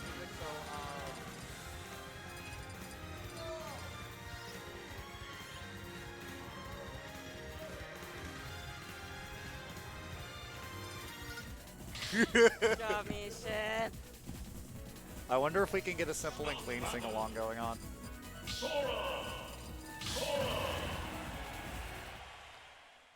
All right, well, they're just having fun at this point, which I don't blame them for.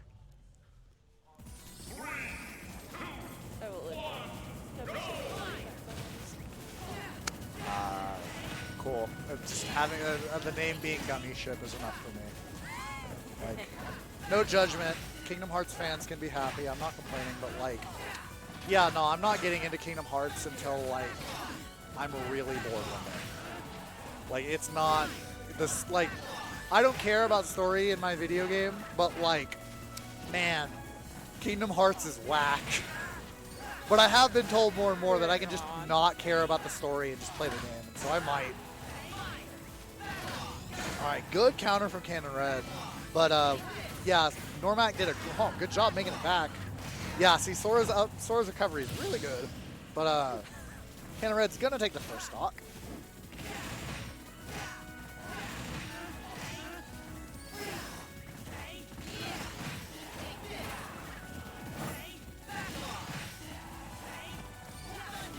Oh man, I wish I had more to say, but they're just kind of doing Sora things, and I'm tired. If it wasn't for the fact that it is Grand Finals bracket reset, and they're both staying Sora on Hollow Bastion, but Omega, like, I'm tired, yo. I'm tired, yo. I have gotten to the point where I'm hearing the calls as much as I'm seeing what it is. So it's like I hear the backup, and I'm like, oh, okay. Yeah, what you're doing is you're learning to react to audio, and that's important because you can react to audio faster than you can react to visual stimulus. Generally speaking, you should not be me and you should play with the game audio on. I don't. I just like to vibe and listen to music when I'm playing games. But yeah, it is important because like the faster you can react to something, the better. Because like some moves fall right in the range where it's like if you don't react to them visually, you're gonna eat a lot, but they are reactable. So like I play Guilty Gear, right? Everyone has a universal move that's reactable, but it's an overhead. It's the universal overhead. And so if you don't know how to react to it, you're just gonna get hit by a big fat dust combo. And so yeah, you just start to know is that's like, he did this, he did that, just by hearing it. So you can hear him say the spells. Yeah, learning to react to things is a very important skill to have because that's unfortunate SV for Canada. But yeah, part of why like beginners get eat alive by some players is because they don't know what to look out for. They don't know that like Sora's up B out of shield is really good.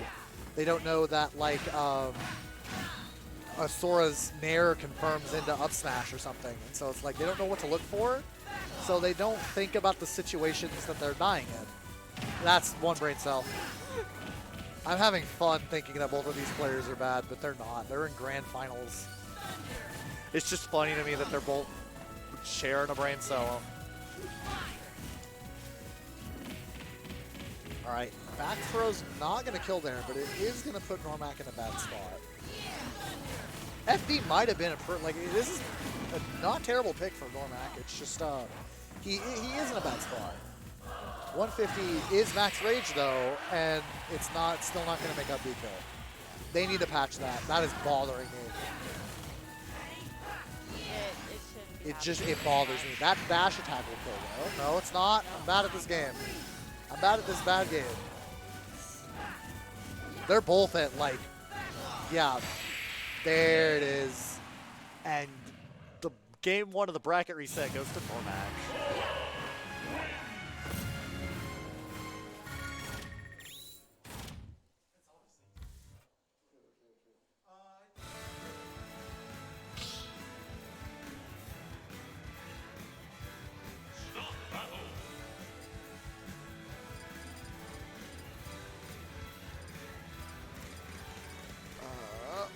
Give me a sec. I have...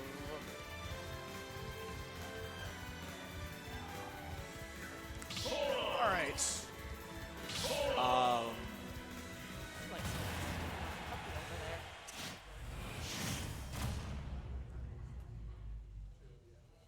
right, going into game 2 of the bracket reset. Back to Omega Milo.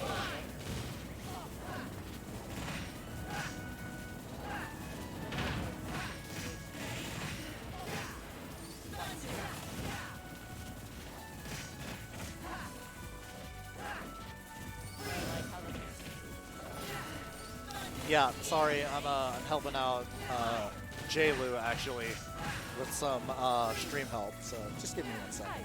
Feel free to talk about some things you've noticed about these characters.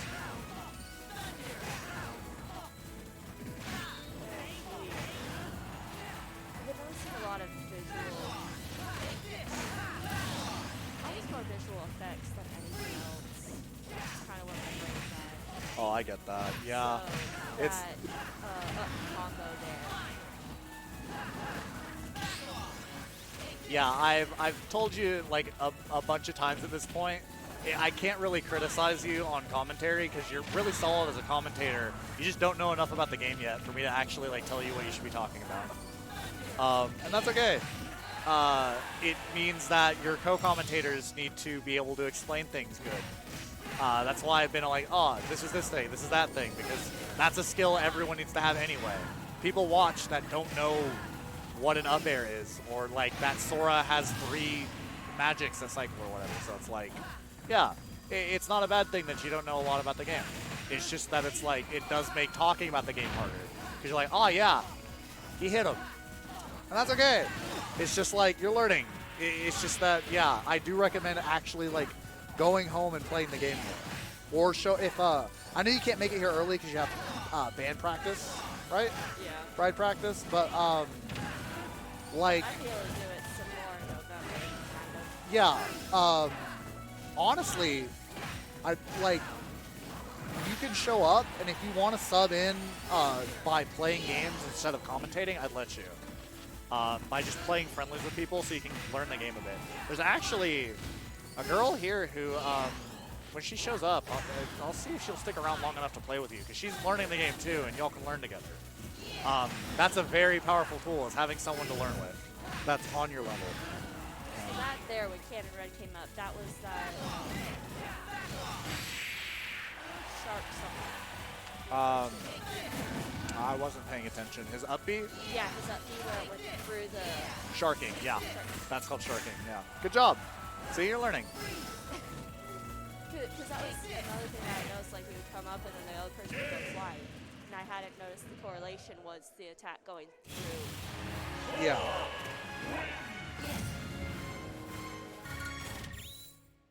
We'll say this has kind of been good as a character study. Yeah.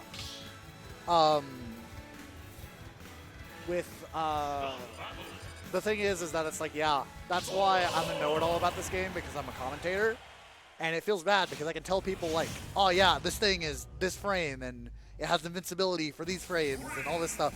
I'm really bad at this game, but I know a lot about the game. That's the life of me as a commentator. Is I know a lot. I don't actually know how to use it. Who won the last game? I wasn't paying attention. Because this is game 3. I was paying attention, but not. I'll find out. We'll find out in a second. Yeah, who won last game? So it's 1-1, yeah. Thank you, Chaz. I had to guess that. I was gonna guess. Oh, don't guess. That was it. I'd rather you not guess. It's fine. The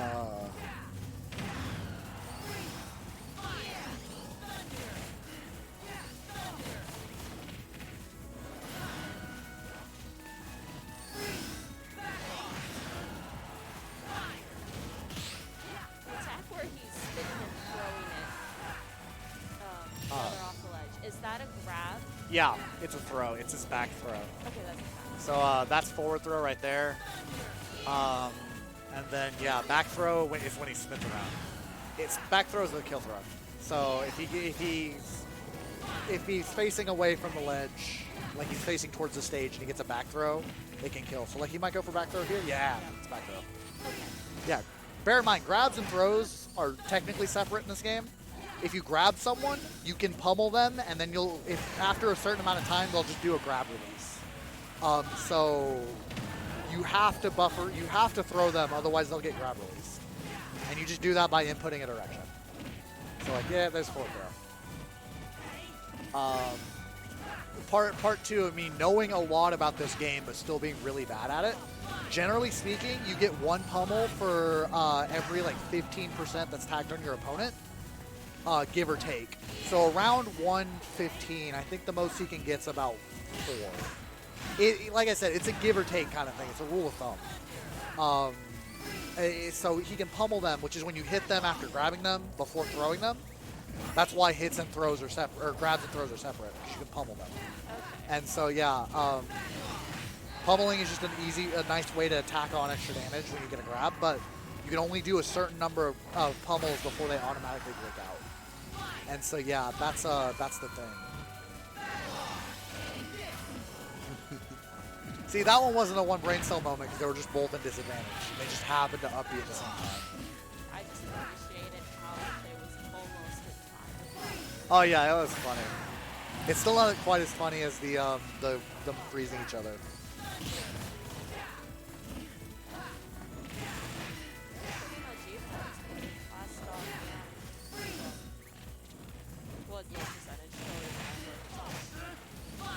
Yeah, they're both pretty even here.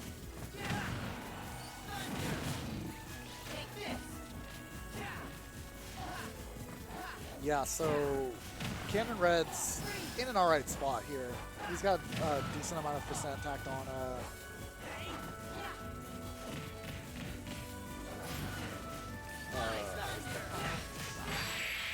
Yeah. Right after, when you grab someone, you can pummel them. So yeah, Conrad did a bit of a pummel there, I think. Yeah, see, that's a pummel. If he pummels too long, they'll break out, which is usually not a good thing. Because A, they can act before you. B, they can, that means that you just didn't throw them. And so for some characters, that's not a bad thing. Sometimes you just rather have the pummel, because some characters just have throws that are that bad. But for most characters, you want to throw them.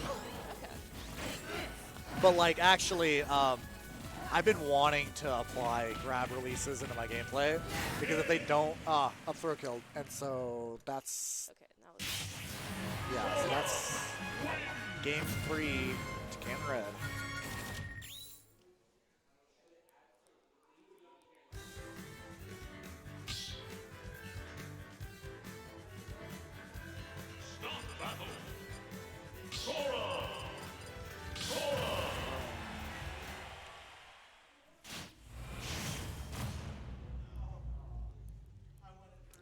We got Timeless River Sora, gross.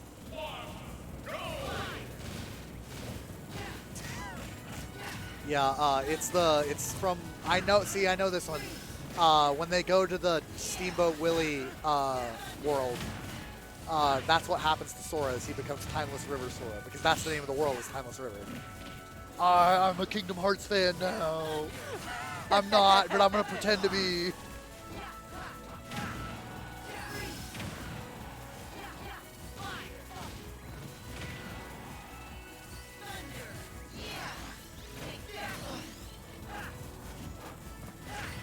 So Cannon Red's doing a good job keeping Noremac off stage, but he's got a bit of percent tact on him. He's definitely in range for a confirm, probably. But yeah, the Omega pick has been interesting to say the least.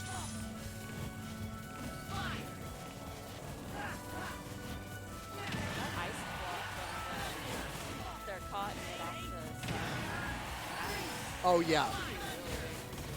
Yeah, so like I said, when you're frozen, you can mash out to break out faster. And so yeah, with Sora, it's not super bad, but with other characters being in that ice block, it's pretty bad. Up throw, up throw's gonna kill. Sora having a killing, you don't realize how good a killing up throw is, because with a back throw, it's a situational move. You need them to be you need to grab them and be facing away from the edge, which means that generally, I mean, think about it for a second. It's like you run towards someone, you're facing them, and you're in the middle of the stage, which means having a back throw that kills is bad, because the further away you get from the edge of the stage, the less likely it is to kill, to the point where if you grab them on the other side of the stage and try back throwing them, it might not kill them at all. But when you have an up throw that kills, anywhere on stage, up is the same distance away. So you can grab them at the ledge, you can grab them in the middle of the stage, you can grab them on the other edge of the stage, and it kills. So yeah, having a killing up throw is really strong. Oh, sorry. Yeah, Mewtwo also has a killing up throw. It's very good, for the most part. The trade-off is usually that killing up throws are much weaker, because you can get them, yeah.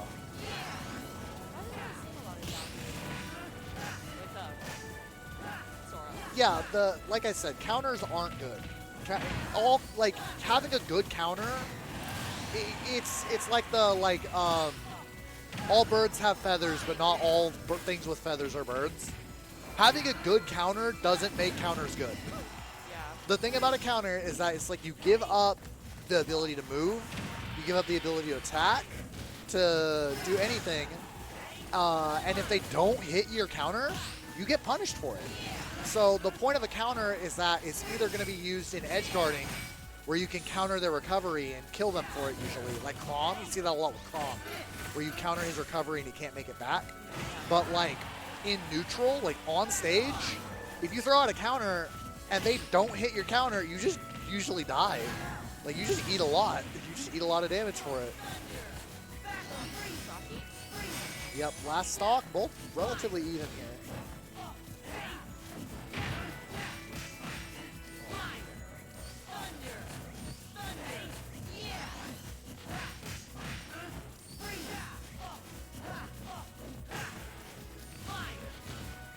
Yeah, Cannon Red's not in a great slot here. He's got a decent amount of percent tact on him.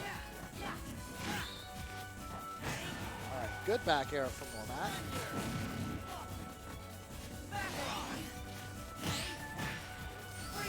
Yeah, so Cannon Red's trying to slowly inch his way in, very carefully.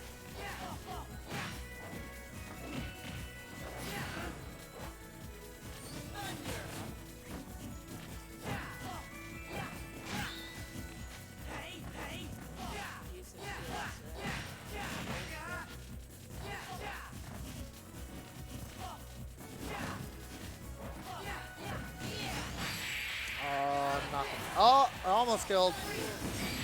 That's gonna kill. Game 4 going to Noremac. Dead even. And the last match. This is the last one. Winner take all.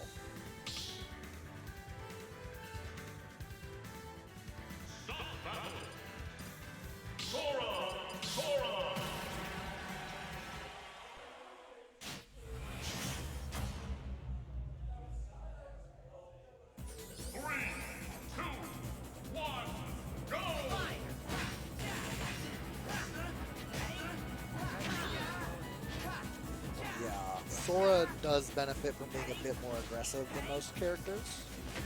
Or, well, he just benefits from being aggressive. He doesn't have a lot of amazing campy choice. Oh, baby. Anyways, I just read a nice tweet, but it's irrelevant. Anyways, Conrad he's got a really, really strong lead. Yeah, this is not a good spot for Noremac to be in. See, that's why counters are bad. You get it? Yeah. Yeah, it's like you just stand there like an idiot when you miss one. And it's like, the worst thing you can be in this game is an idiot. Or a min-min main. Both of which are bad. And the same thing. No, I'm just kidding. I'm kidding, but min-min, we don't like min-min. It's actually pretty well known now that in Japan, they're a very, like, honor-bound community. The Japanese fighting game community is like, yeah, you lost, no big deal. Learn, get better, improve, or whatever. They're like, yeah, you won. You just outplayed me. You made better decisions than me, and I appreciate that you're good at this game. When someone wins with Min-Min, in the Japanese FGC, they just start booing. Like, they don't like Min-Min, and I get why. Like, we don't have a lot of Min-Min players around here, but, like, Min-Min's not a fun character to fight against, like, objectively. She wants to keep you as far away as possible, lock you down, and keep you from playing the game. And it's like, think about it. My objective is to keep you from playing the game. That just feels bad.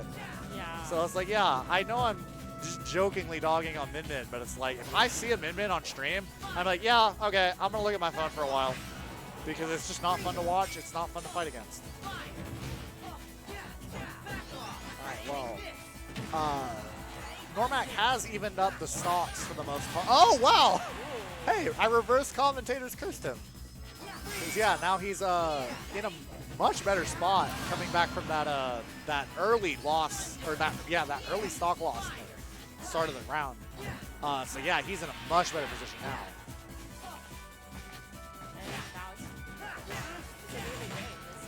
Oh yeah, this is pretty even, all things considered. Yeah, last stock in the last game of Grand Finals. All right. Oh yeah. Yeah, these are both really good players. So yeah, this is bruh, that was a forward smash. Yeah, you couldn't even tell what happened, but that was a forward smash. And so, game 3 goes to Conrad, and he takes Grand Finals.